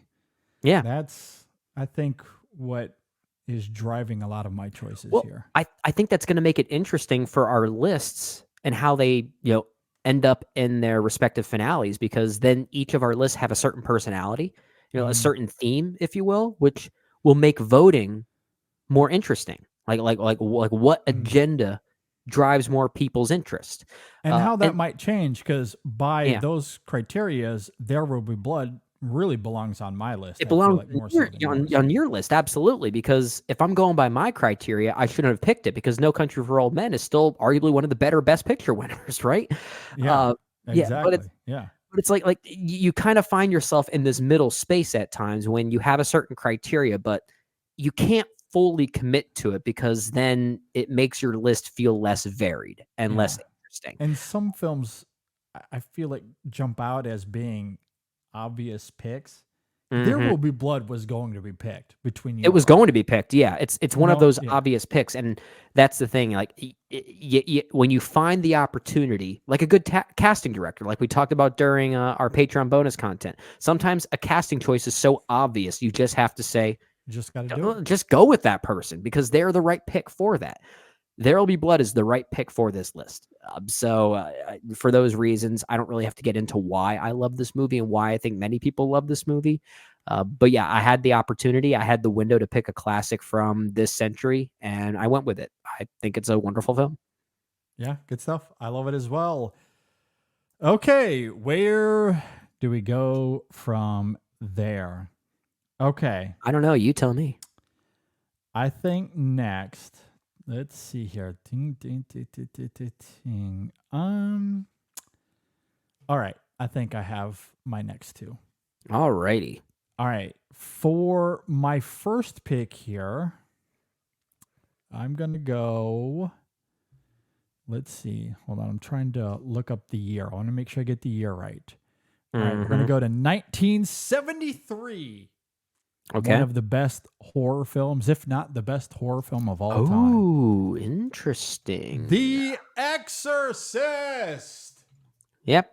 You're picking one of my all-time favorite films here. It's almost like you're trying to take it away from me. I have been possessed by Brendan. And I'm taking The Exorcist. I don't think you want to be possessed by me. It sounds like a dangerous thing. All of a sudden, I feel the need to play the bass guitar. I was going to say, don't you take that skill away from me. God, please, I'll have nothing else to live for. The Exorcist, incredible movie. Did we review this? I can't remember. I know I've seen this recently. Rewatched Did we it review again. this? Oh my God. can't You know remember. you've been podcasting for a long time when you can't remember what know. movies you actually reviewed on your show. I think maybe I rewatched it because of the unfortunate passing of Friedkin and the show we did last year talking about his movies. Mm-hmm. Maybe that was the reason I watched it last year. Man, what a movie. It's still incredibly visceral, haunting. The visuals of it, I mean, the cinematography is incredibly striking. Yeah. Really great movie. I absolutely love it. I think we all know why it's great. So The Exorcist is my pick here. I'm thinking about that. I don't know if we ever gave it an official review. I think it was it showed up on a lot of my top 3 lists over the years, to the point that I basically had to penalty box it. And maybe that's why it almost seems like we reviewed it, because we almost found a way to talk about it so often. Maybe that's, I don't know, but I agree with you. It's an amazing film. Yeah, absolutely. Love that. All right. So moving on from The Exorcist, although one day we probably should give it a full review if we haven't already. Yeah. Okay. So I picked one of the cousins of this film. I guess brothers is maybe more appropriate last week on the show with Best Picture winners. So I'm going to go with, what was this? 2001 Fellowship of the Ring. Okay, I As was wondering when that one was gonna. I was wondering about that because well, okay, actually, like you technically have two opportunities here at Lord of the Rings, don't you? Yeah, Two Towers is still sitting there. Yeah. So we'll see if that comes about. And I love Two Towers, absolutely love it. But Fellowship is my favorite of the three. Now this film, I know we did review a couple of years ago. We did, yeah, we did a And series on it. that was absolutely incredible. I'm reading through the Lord of the Rings books right now for the first time. I love your And reaction that's to been it. a journey. It's been a journey for sure. Appropriate, I guess, to that film. But yeah, I'm enjoying the book, but I love this movie. Love the characters. Love how it establishes lore. I love that Peter Jackson doesn't explain anything outside of that opening monologue, I guess, Yeah. to set the table for what we're about to get into. But outside of that, characters throw out jargon that mean absolutely nothing if you've never read any of the books. And it's just, I love it. I love that about the movie, the performances, the score. I mean, obviously it's all iconic now, but Yeah. yeah, I mean, who doesn't love Lord of the Rings? So I feel like, you got to grab one of them. Yeah, you got to grab one of them, and in my opinion, you grab the best of the three, which I hate saying because I think it's one movie. We somewhat talked about that last week. We Yeah. talked about that quite a bit, actually. Yeah, like I think I once had to rank the three of them on Twitter, and I just said one, The Lord of the Rings, and that's all I said. Because it really is one movie, just broken out into three chapters. But I do think this is the best act/chapter. It has its own thematic identity, and I love the mythos of it. Yeah, so I love it, and I guess it's snaking back to me now, right? Based on how this is working out. So I could go Two Towers just to have them both represented, but I don't think I'm gonna. If I do, I'll There's wait. a lot of good movies still. Yeah, yeah. And I kind of feel like having Lord of the Rings represented in one way as opposed to both, because then it almost feels like cheating. Because some people might see that and think they're not voting for the individual film, but just the And they might just representation of Lord of the cancel each Rings. other out. Yeah, yeah. So I don't know if that'll even help me in that regard. Instead, I can look at some of the other films here that were nominated for Best Picture and did not win. I'm kind of surprised this hasn't been taken yet. And I'm going to take it now, even though should I take it now? Should I even take it at all? There's so many to choose from. Don't you love live television like this? I know. It's not TV, Which but one are you thinking of? I don't even know which one you're thinking of. I don't want to say it because I don't want to give you the idea to take it. I'm not taking Bugsy. It's fine. Yeah, that's too much of a Bugsy pick. I'm not going with that one. You know what? Okay. I wasn't going to do this, but I'm going to do this because this is kind of another one of those picks that I think falls into both being a legacy pick like your criteria, but it also falls into my criteria as well, that it's a film that many people would say should have won Best Picture over what did win. Okay. The only reason why I wasn't going to pick it is because I already have a Scorsese film on my list. We're going so I'm two Scorsese's tonight. I'm going Scorsese again twice, and for my next one here, I'm going Taxi Driver. Yeah, I mean, yeah, that's a great film. Yeah. Great film. Now, I love the film that did win Best Picture that year. I love Rocky. I think it's a great film. Yeah. But Taxi Driver is Taxi Driver. And this is like for this kind of film with this kind of bold and gritty and violent vision, this early in your career is astounding. I think it's one of Scorsese's best films. In fact, it might even be his best film. I mean, I love The King of Comedy, but this could be a close second or third, depending on where he plays Goodfellas. But yeah, this just has such a griminess to it, such an urban griminess to it that feels so dangerous. I watching this movie makes me feel like I need to take a shower or like I need to run from safety. I feel like I feel in danger when I watch this. And on top of that, it has one of the greatest director cameos of all time. Martin Scorsese himself gives a genuinely frightening performance in that one scene. Yeah, I think it's almost Oscar worthy if I'm being really honest. great. So yeah, Taxi Driver is Taxi Driver. I think it needs to be represented here, so I'll go ahead and take it. Got two Scorseses on my list here. There are two years.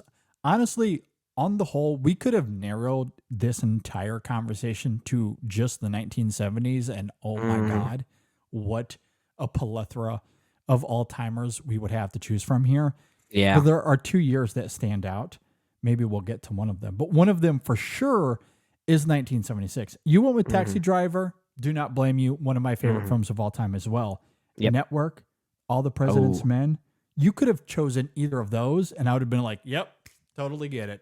Yeah. Well, maybe they'll go again. Maybe in a couple they'll show picks. up. Who knows? Yeah. I don't Yeah. know. There's certainly contenders that we're considering. But I want to change it up because that would be the obvious route to go. I already have 2 Scorsese films on here. Now I also have something from that year of 1976. So I do want to change it up a little bit for my next snake pick here. And I don't know where I'm going. This is the beauty of doing this all mid-show without really any plan, because these drafts really take your plan and throw it out the window. I know you got to change them on the fly. Oh my gosh. I could easily stick to the 70s. But we could have just done the 70s for this draft. Like we could have just done that. Yeah. Good. Maybe that's what we should have done. A series of Best it's Picture a nominee rich drafts, and decade. just each episode we do a decade apiece. Maybe we should have done that. Well, we're too late. We're already here. I know. Can we just end this now and just completely reverse course? No, we're not doing that. All right. Mentally, eeny, meeny, miny, mo here. Doctor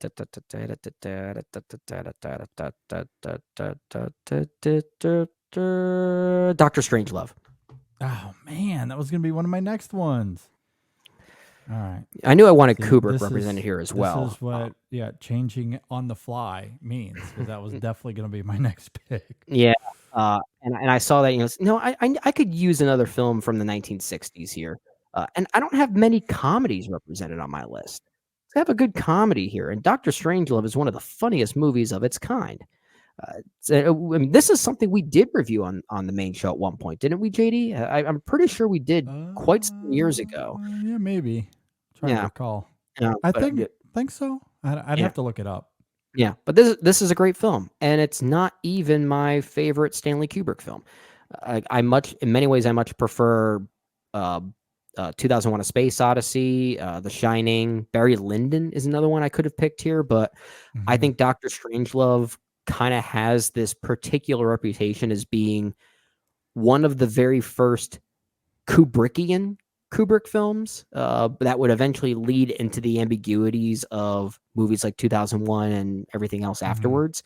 But I feel like his transition from film noir with films like The Killing, that transition is mostly represented in Doctor Strangelove. It is the perfect bridge between what Kubrick was doing beforehand and what he would be known for later on. Yeah. So for those reasons, I think it's a very important film in his filmography, and really just any director's filmography. And I love how ahead of its time that it was politically as well.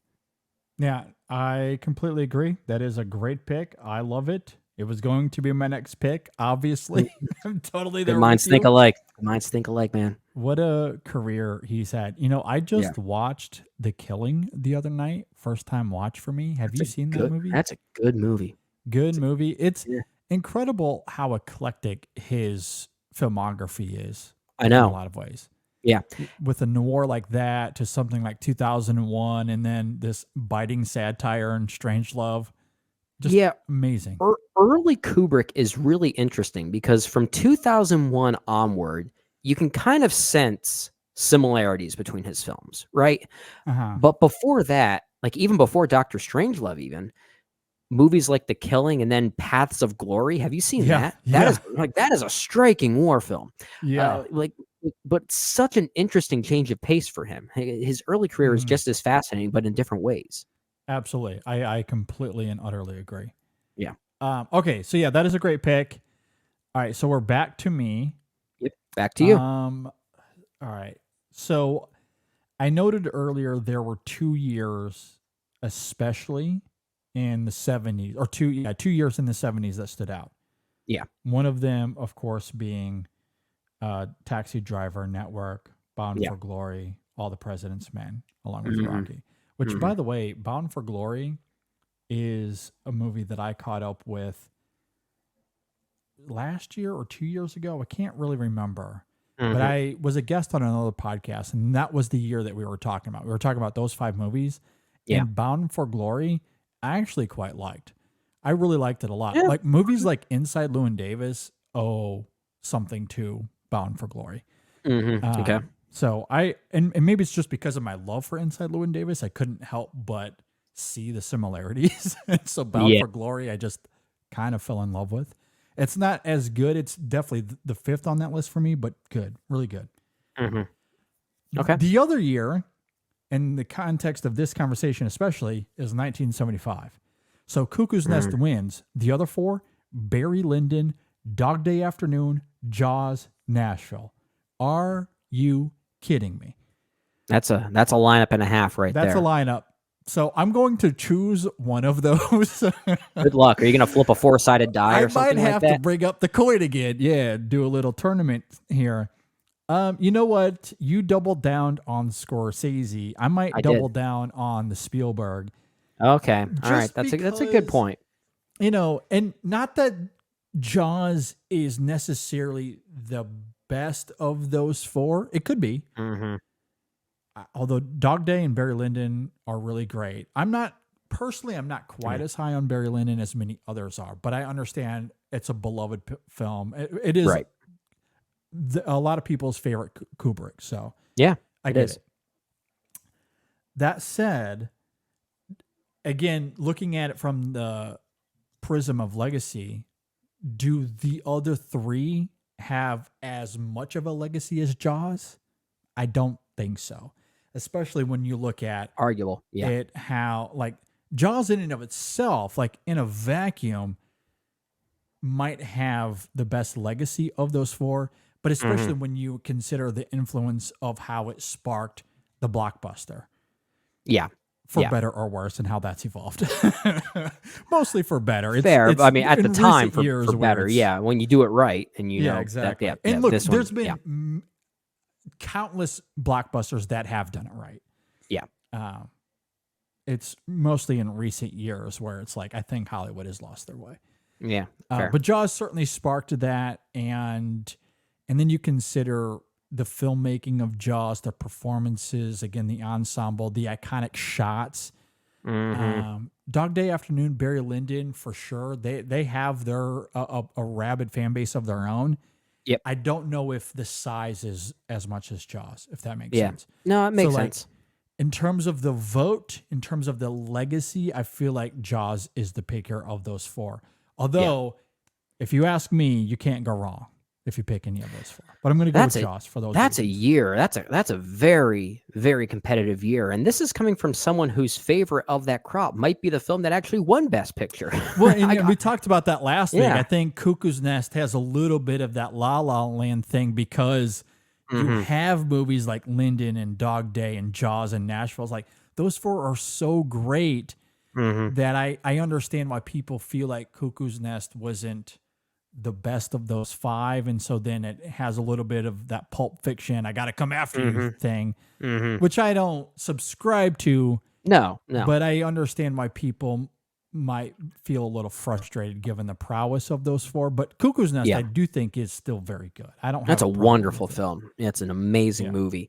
anyway. But it's hard to say like that's it's hard to say that's a year where I feel like the Academy got it right by honoring Cuckoo's Nest, because those other films it's competing with would go on to be such legacy starters, right? So like that's a year where that in 1976, you don't get that anymore. Like you just don't get that kind of crop anymore. Yeah, I so agree. good. I know. Although I feel like this year they did fairly great, considering. Yeah, it would have seemed better if we actually stuck to 5 nominees. So like the whole 10 nominees thing sometimes takes that kind of charm away, the competitive nature of it. But there could have easily been 5 from the current 10 for this year that could have turned this into another 1975 or 1976, especially if we were to look at it, 10 or so years down the road from now and look back on and be like, wow, that was a crop and a half of movies. I agree. Yeah. Yeah, completely agree. Okay. Yeah. So back to you, I believe. I think two it's still you, actually, Is it? because you just picked Jaws, right? Let me look at the order Oh here. yeah, So no, it's you're right. You're right. Okay. Yep, it's you. So, It's you. so Joss to me. Okay, so where do I go from here? Okay, I feel like I have a lot of populist picks here. I kind of wonder if I want to go. So you want to go to the go JD pick now? riskier. Well, yeah, I mean maybe because I don't know, and maybe that's the wrong move because I want to like. There's a level of I want to pick some that I think are the best. And I don't get me wrong, I love these films. Yeah. They're all really great. Just trying to some look degree, at but where you could potentially go based on what nominees were out there that Well, did not win. yeah. And again, I I'm, don't I'm have gonna anything laugh. against- I'm gonna laugh if you're gonna pick something random like the Snake Pit or something like that. Yeah, maybe. For reference, that was from 1948. Everybody. Let's see here.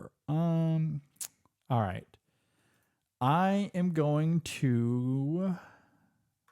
All right. I think I have my next pick. This is not a populist pick, but at the same time, if most of our voters are cinephiles and film lovers to some degree that listen to the show, I think they'll know and love this movie. Actually, you know what? I'm gonna pivot. I'm gonna pivot. save. I'm gonna save the one that I was about to pick, and Unless I'm gonna I hope- take it from you and and if you do, if you do, then I might regret it. well, we'll see but I if that think it'll be happens. there. I think I can get it in later rounds. Okay. One I'm gonna go with now. I'm going to. Actually, Now you're second guessing yourself once again, aren't you? There's some really fun irony here, but I can't expose the irony for reasons that'll become clear later. I'll just remember this moment in time. I will circle back to it later on in the show. All right, bookmarked. Bookmarked. For now, I'm going to the year 1967. I'm going with The Graduate. God damn, that was my next pick. That was not my original pick, but that is the one I. How have pivoted to. ironic. Now, if I don't take the film that you had in mind, that's even more ironic. You took the one I was going to take next. Yeah. Got to go with The Graduate. Great movie. What a soundtrack. Soundtrack, very inventive. Again, sparks its own legacy because of that. And not just because of the soundtrack itself, but how soundtracks evolved as a result of this movie in film. So Mike Nichols' direction, I think, is so sharp here. Yeah. Love the performances, obviously. Great movie. So yeah, I'm going with The Graduate here as my next pick. Yep. All right, I so love back this to you. movie. How dare you? How dare you? All right. I have no idea what I'm going to do next. And I secretly hope I'm going to pick the one that you pivoted from. So just to Yeah, make I this would even laugh more hilarious. So hard. I weirdly don't think that's going to happen just based on at least one of the films I know I want to try and snag now for this round. I've got 3 picks left, so I got 2 here now before my final pick. All right, so I know I want to take this one next, so I'm just going to go ahead and get out of the way just so we don't have awkward silences as I wait to pick my next one. Okay. But this is another one of those picks that kind of falls into that dual criteria of sorts, a film that many people would say should have won Best Picture, and also a film that many people would deem as a modern classic. I think many people would agree that David Fincher's The Social Network should have beat The King's Speech. That's a good one. Yeah, that's a good one. Yeah, and I think it's one of David Fincher's, might even be his best film. I mean, I'm a Zodiac guy, so... Yeah, Zodiac is probably my favorite as well. Yeah, but this is a close number 2. I agree. And in many ways, if it's not my favorite, I can still argue that it is his best because of the importance of it. It's fact one that of the best films of last decade, regardless. It is, yeah, and it really did spark kind of a movement, for better and for worse, about what it means to partake in the digital age, especially as an entrepreneur. Like the way that this film speaks to entrepreneurship, I think, is really ahead of its time. kind of predating the whole like YouTube craze of all things. Even though this is about Facebook, it's interesting that how it showcases the power of social media without it being really about the power of social media. Like it's an interesting technological film, and I think for all the reasons everyone already knows about, it's a thrilling film. It's a really thrilling film. It's a dark film. Like I remember when it was first announced, and it was announced that Trent Reznor and Atticus Ross were going to score this film. People were like, "What? Like Nine Inch Nails is doing the music for this movie?" Like that is such an insane choice. But that kind of sparked a movement that compositions for movie scores specifically, don't have to be orchestral. Right? Like they could be something else entirely. And I feel like The Social Network kind of started a new movement there. This is a movie about starting movements. It set trends, and that's why it's important. Yeah, I can keep spitballing all I want, but I think the film is great. So yeah, I'm snagging it there. What to go with next? Okay. What to go with next? Love it. There's one film I have listed here that I might snag just because it's kind of the pure cinephile pick. And if I know if we attract the attention of certain cinephiles out there, this film might get there like, oh, that film. Yeah, I like that film. But it's really just for a particular audience. All right, I'm going to go for it. This one might be the most out of the box pick, but I'm going to go to the year 1948, Powell and Pressburger's The Red Shoes. Oh, that's a good one. Yeah. Okay. Yeah. And, this is also coming off not really off the heels, but at one point back when we still had Ryan and Jay on Extra Film, they did their Powell and Pressburger movie series, which I think might be the best movie series they ever did.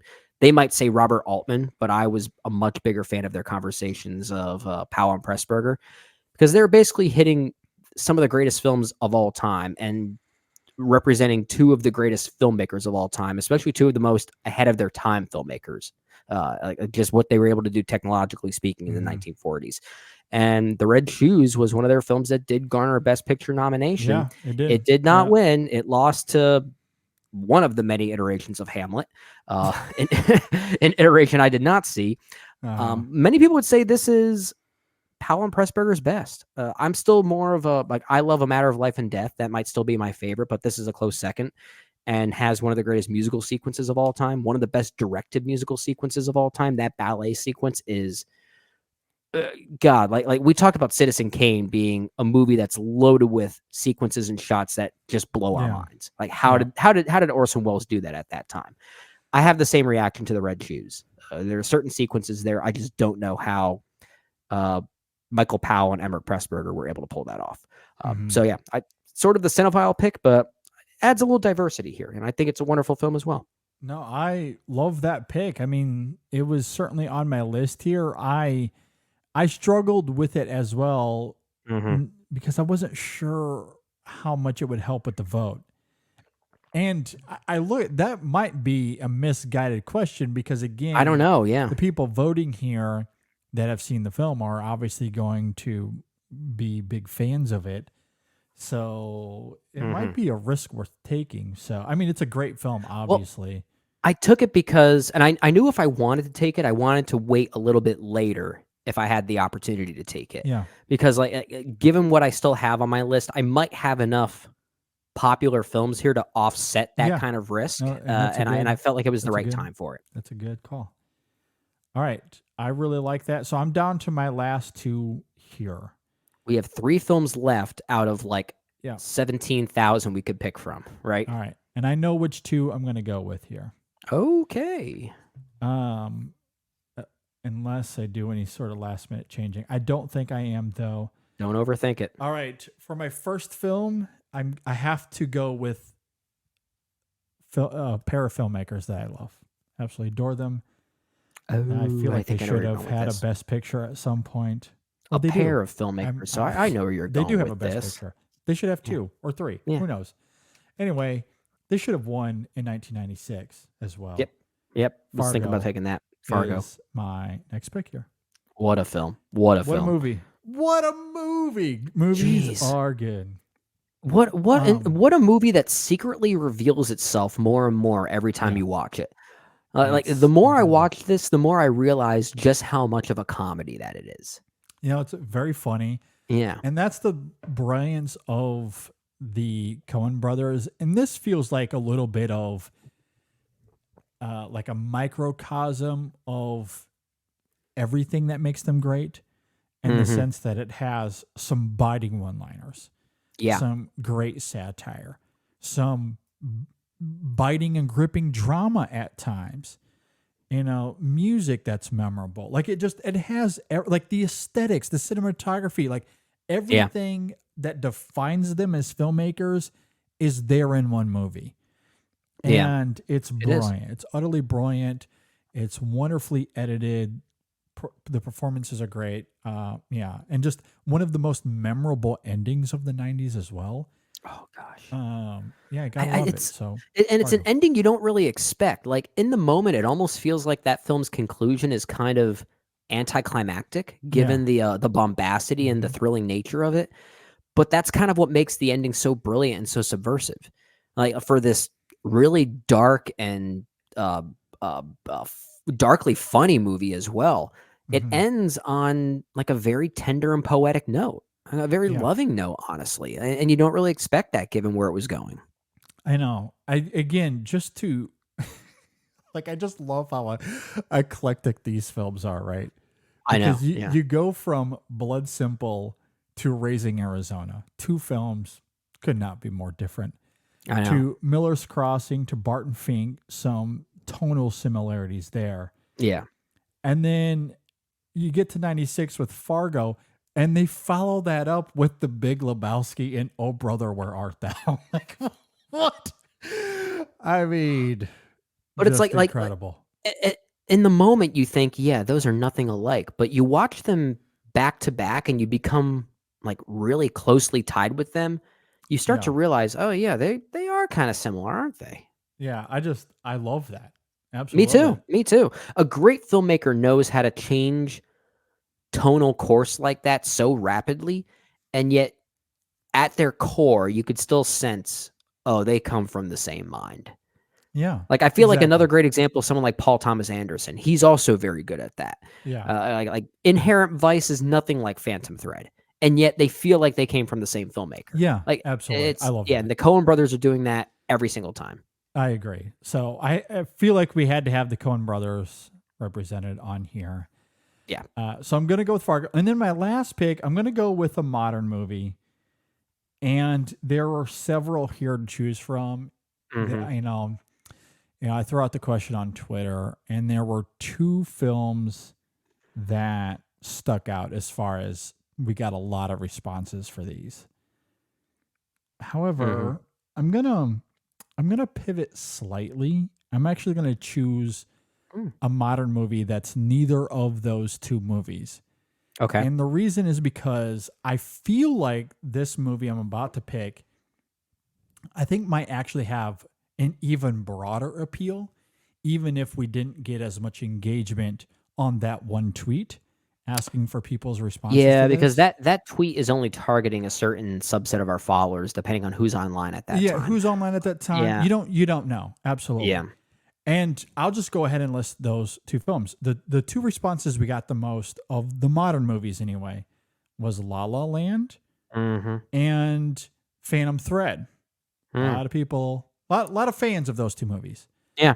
Yeah. And I really like those movies a lot as well. Yeah, and you know, I'm glad you went and revealed them, because as much as I love those movies, I don't think I'm going to pick them for my last one, so it doesn't play that card early either. Yeah, so I'm not going to go with either of those two, although I love them. The movie I'm about to pick, I think I can reach an even bigger audience because everybody loves Mad Max Fury Road. I knew you were going to go with that. I knew you were going to. Everybody loves Fury Road. Furiosa, she has a new movie coming out. I was going to say, very top of mind right now, so that's a wise choice. Yeah, I mean, it's one of the best. I mean, that film was nominated for, I don't know, like 10 Oscars. It won like 5 of them. Just this film that everyone was eagerly anticipating. Is George Miller going to pull the upset Oscars night was a lot of fun with that film, and it was really great. I mean, Spotlight obviously ended up winning that year, but it's a film that I think we all collectively are like, yeah, that's pretty great. That is a very awesome movie. I'm gonna go Mad Max Fury Road for my final pick. All right. I was honestly contemplating on doing that for my last pick. So thank you for completely taking that away from me once again. So snaking back to me, I've got one film left, and then that concludes our Best Picture nominees draft, which begs the question, am I going to end with a bang or a whimper? And this is, maybe I shouldn't have gone first. Maybe I should have just said you go first, so I don't have to deal with this kind of pressure. Last pick. It's actually interesting. If we did swap orders here, our list could have looked completely different. Yeah, it's possible. Yeah. There's one film on my list that it seems so obvious, but it also could be the worst pick for this list. Okay. It could be the most dangerous film, both in my favor and against me. And I feel like wow. That's a way to set it up. I feel like after setting it up that way, I kind of need to take it. I keep going back with myself. Do I want to take this film? But there are so many other obvious ones I could pick, but I agree. You should go with Mary Poppins. That's actually one I was thinking about, but I'm not going to go with that one. If we were to extend this to a top 20, or not a top 20, but a 20 ranked list or whatever, then I might consider it. But I mean, I'm trying to get some votes here, and this is a film that I think could get me a lot of votes, and it could also get me into trouble. You know what? I'm going for it. My last pick, Star Wars. Okay. I think that's a good pick. I say in trouble.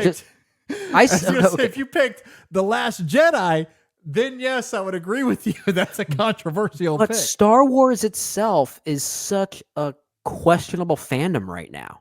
But everybody loves that first one, though. But does everyone love Star Wars enough anymore to give me the satisfaction? It's not like Lord of the Rings. Like, you picked a Lord of the Rings film, you're gonna get the lovers of both the Two Towers and the Return of the King there. Like, you're gonna get lovers of that full trilogy. With Star Wars, there is such topicality around it, and not all of it is positive. Like, that's the thing that worries me. I think if there's any pushback at all, it's going to be in the sense that there's quote unquote better movies you could have chose from. Like, I don't think we'll get any negative feedback, but if we did, I could see someone going, well, Brendan, why didn't you take Dog Day Afternoon? Well, why didn't you take Raging Bull? That was still sitting there. Well, Star Wars is Star Wars. I don't really have to talk about why, but why don't we talk about some of these amazing films that didn't get the chance to get represented on our list here? Because, gosh, where do you start? There are so many great films from years that we even talked about. You mentioned Dog Day Afternoon. Network, also from 1976. We didn't pick that one. All the President's Men. Many other films from the 1970s. It's such a bountiful rag of riches here. Well, you want to hear something funny? So yeah. I told everyone to remember that moment earlier. Yeah. Okay. When I had picked the Graduate. Bookmark. Yeah. That was not my original choice. So what makes that moment so funny, the movie that I was going to pick that was on my mind. And again, I was going back and forth because I feel like if I'm looking at it from the best movies that are available, that is absolutely one of them. Mm-hmm. Would it garner the same votes? I don't know. That's what I was struggling with in my mind. But that film was Bonnie and Clyde. Really? Guess what year that film came out? 1967. 1967. So when I pivoted to The Graduate, I didn't think about them going up against each other in the same year until I had that. You basically just recreated that Academy Award ceremony, didn't you? I did. Like, a sliver of that competition was still alive here. And I didn't Mhm. even realize it until a few moments later after I decided to pivot to The Graduate. I was like, oh my God, that is so funny that they're from the same. I didn't realize it at first. Yeah. And then I quickly realized, holy crap, I did not mean to do that. Well, But I felt like yeah, nice of job. those two, The Graduate, which is also great, obviously, I think would garner more votes. I think it's the better film. I think it's the more important film. But I mean, Bonnie and Clyde's Bonnie and Clyde. That's also a great movie. It is really great. Yeah. I mean, I think in terms of artistic prowess, I think there's an argument to be made. It's better. I personally like it more than The Graduate, but I understand The Graduate has more of a influence. It was doing Component? things that, again, set trends. You know, we talk about a lot of these movies being trendsetters, filmmakers doing things that no one had thought to do at that time. And The Graduate, I think, is one of those. Yeah, The Graduate is more overt in that. I think Yeah. Bonnie and Clyde equally has had a legacy in terms of influence, but it's a little bit more subtle because we're talking about characters that we're supposed to recoil at, but Yeah. the film brings empathy to. And that I do think garners a legacy that many films have tried to copy afterwards. Sure. And so I like and the violence of that film, how it handles it, I think there's a reputation, a legacy there as Yeah. well. One of the most but it's- frightening anticlimactic endings of its kind. For Yeah. sure. Yeah. So like again, the artistic prowess is there. I think you Yeah. can argue, and I would argue it's the best of those five. But I would understand why, if you're putting it up to a popular vote, that people would choose The Graduate over it, or even the winner of that year, In the Heat of the Night. I could understand. Or Sure. Guess Who's Another Coming good year. to Dinner. Another Yeah, good I year. mean, some good choices there. But anyway, Yeah. I thought it was funny that I had pivoted to another film of its same Yep. year. And I Man, didn't even realize it at first. What is it about the year 1967 that stuck with you? Yeah. It'd be funny if you were born in that year. Was not. Definitely Yeah, you're not. not. Yeah, you're not But that you old. you are right to your earlier point. I mean, there's 1,000 films we could go through here that it's a ridiculous amount of good movies. Doing homework though, the 70s really stood out though. The 70s really stood out, which is interesting because if I hadn't gone with Star Wars, most of my remaining films in my back pocket were not from the 70s. If I didn't go with Star Wars, I may have gone with Michael Mann's The Insider next. Okay. Yeah. I mean, just from the 70s, The Conversation was on my list. I almost went with that as well. The all that jazz is one that you could go with. I don't again, the popular vote wouldn't be there, but in terms of great movies, I know I that's certainly one to consider there as well. Yep. Yeah, I mean, A Clockwork Orange is sitting right there as well. Speaking of Kubrick, Cries and Whispers, if you're a big Bergman fan. I like that movie a lot. Yeah. So yeah, I mean, but I agree. Even outside of the 70s, I mean, you could go on and on. This is an endless conversation. And if I stuck with my original criteria, at least focusing a little bit more on movies that people think should have won Best Picture over what actually won Best Picture, then I should have somewhere picked Brokeback Mountain. Yeah, I was going to say, we should at least mention 2005. Brokeback Mountain should have won over Crash, for sure. Yeah. Yeah, so, And probably any other film nominated against American Beauty, like The Insider, for instance. Like The Insider, yeah. Yeah. Okay, I think with that, we can end it there. Let's reiterate our picks once again. So, Brendan, what are your 10? All right, so my 10, again, not ranked by preference, just ranked by draft.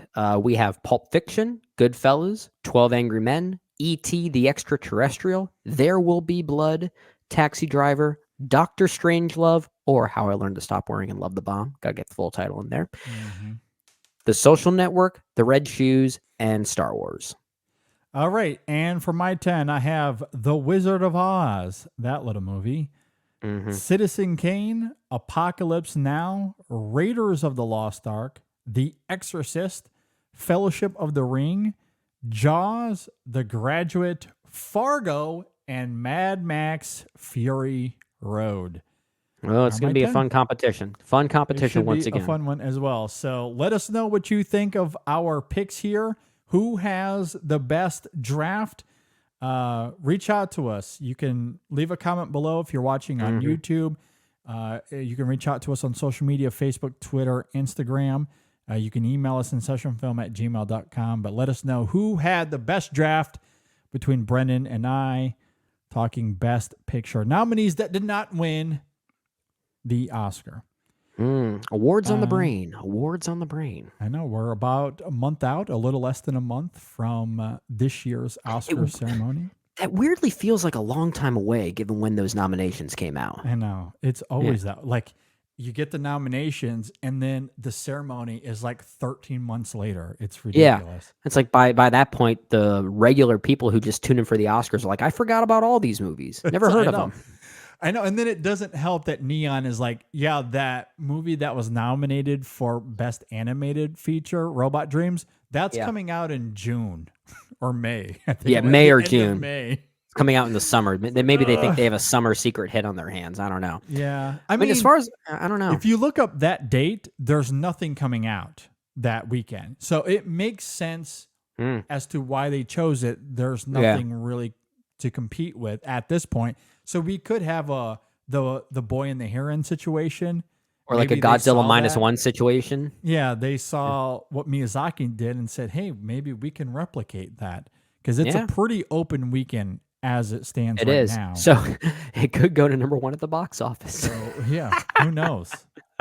We'll see. Robot Dreams, number 1 film. Could you imagine? I will scream my head off. I'm probably going to go to the theater to see that. That sounds like a lot of fun. Amazing. At any rate, we'll go ahead and wind down the show here. Be sure to go and check out our latest Women in Session show. That was a lot of fun. That is on our main feed right now. And then we had 2 reviews last week. What movies did we talk about? We did Argyle. We finally know who it is. Who is the real Agent Argyle? And it's not worth knowing. I know, the real Agent Argyle. And then we also discussed my mind is blanking. Orient in the Dark, the animated film. Orient in the Dark, the DreamWorks animated film that is out on Netflix, written by Charlie Kaufman. And that was a really fun conversation. Really, it was good movie. Good movie. Yeah, really great movie. Stay tuned for a new Women in Session coming out this week as well. I don't know when it's coming out in relation to this episode, but this week they'll have a new episode. And then Brendan and I are going to try to get out a few reviews. Maybe we'll get to Lisa Frankenstein. We've talked about that. I don't know if I'll have a chance to get to the theater. I'm going to try if we can. It just depends. My son, his soccer team ended. They won the championship this last weekend. Yeah, good for him. And now he's going right to flag football. So, well, you could tell where he gets his sports instincts from. Yeah, he definitely gets that from me. Yeah. But so we're going right to that. But we'll try to get to that. If not, we're going to try to do either The Promised Land with Mads Mikkelsen. Great movie. I've seen it, or at least I really liked it. Or The Teacher's Lounge. Which I heard really interesting things about. Yeah, so we'll see if we can get to one of those. So be on the lookout for that. Brendan, do you have any final thoughts before we get out of here for this show?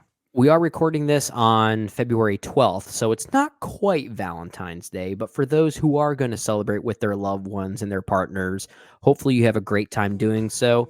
I will not be celebrating with Maris, my wife, because she is traveling. She is in Switzerland as we're recording this. How exciting. Yeah, but we did get our celebratory shenanigans in last Friday. So we at least got some time together for that. And it was actually a fun night out, her and I, and it was really quite great to have that. So hopefully she's having a safe trip. But for those of you listening, if you choose to celebrate, hopefully you and your partner, having a good time. Yes, I hope you have a great time as well, whatever shenanigans you all get into. I am very fortunate in the sense that my wife does not give a flying rip about Valentine's Day. So it's really great. You're one of the lucky ones. You found a Yeah. winner. So I don't have to plan. I don't have to get a reservation anywhere. We have 2 kids. That would be very challenging anyway. And yeah, I think we're just going to stay at home and hang out with the kiddos. Yeah. And that's yeah. it. Good call. Good call. Good So call. our big thing this year is that our 10th wedding anniversary is in May. So we're mostly preparing for that. So we're going to try to do something big for that. But that's our version of doing something together. Like, because we don't really do Valentine's Day, really. Mm-hmm. So Yeah. That sounds nice. like fun. That's an intimate night together. It's family time. Family time's important. Family Yeah. time is the best. And that's what Yes, Valentine's I Day love should be. It should be about spending time with your partner. That's family, right? Yeah. I mean, that's what that is. It should be Exactly. promoting that kind of camaraderie and that kind of togetherness, not just spending money on flowers and chocolates that'll be eaten and dead in a couple days. Exactly. And I think that's part of why she's like, the chocolates she likes. I can do the chocolates all day. Yeah, because there's at least sustenance to that. But there's we do something that with all year. So again, there's nothing quote unquote special about that. Like, Yeah. I can, she's a huge chocolate fiend. So Sure. I just do that all year. Yeah. But flowers, she's like, no, get that out of my face. I don't want flowers. Yeah, that's amazing.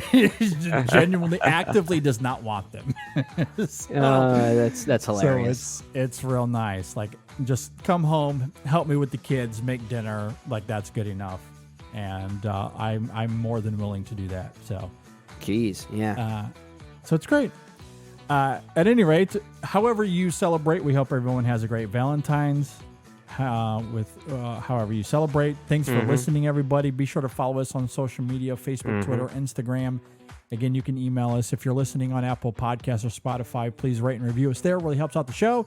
If you're listening on YouTube, like the channel, like the video, all that fun stuff. Really, really do appreciate that. And if you want to support us, patreon.com/InSessionFilm. With that said, thanks for listening. Thanks for watching, everybody. We'll see you next time on the InSession Film Podcast. Twisters is going to be awesome. Movies A lot rule. of fun.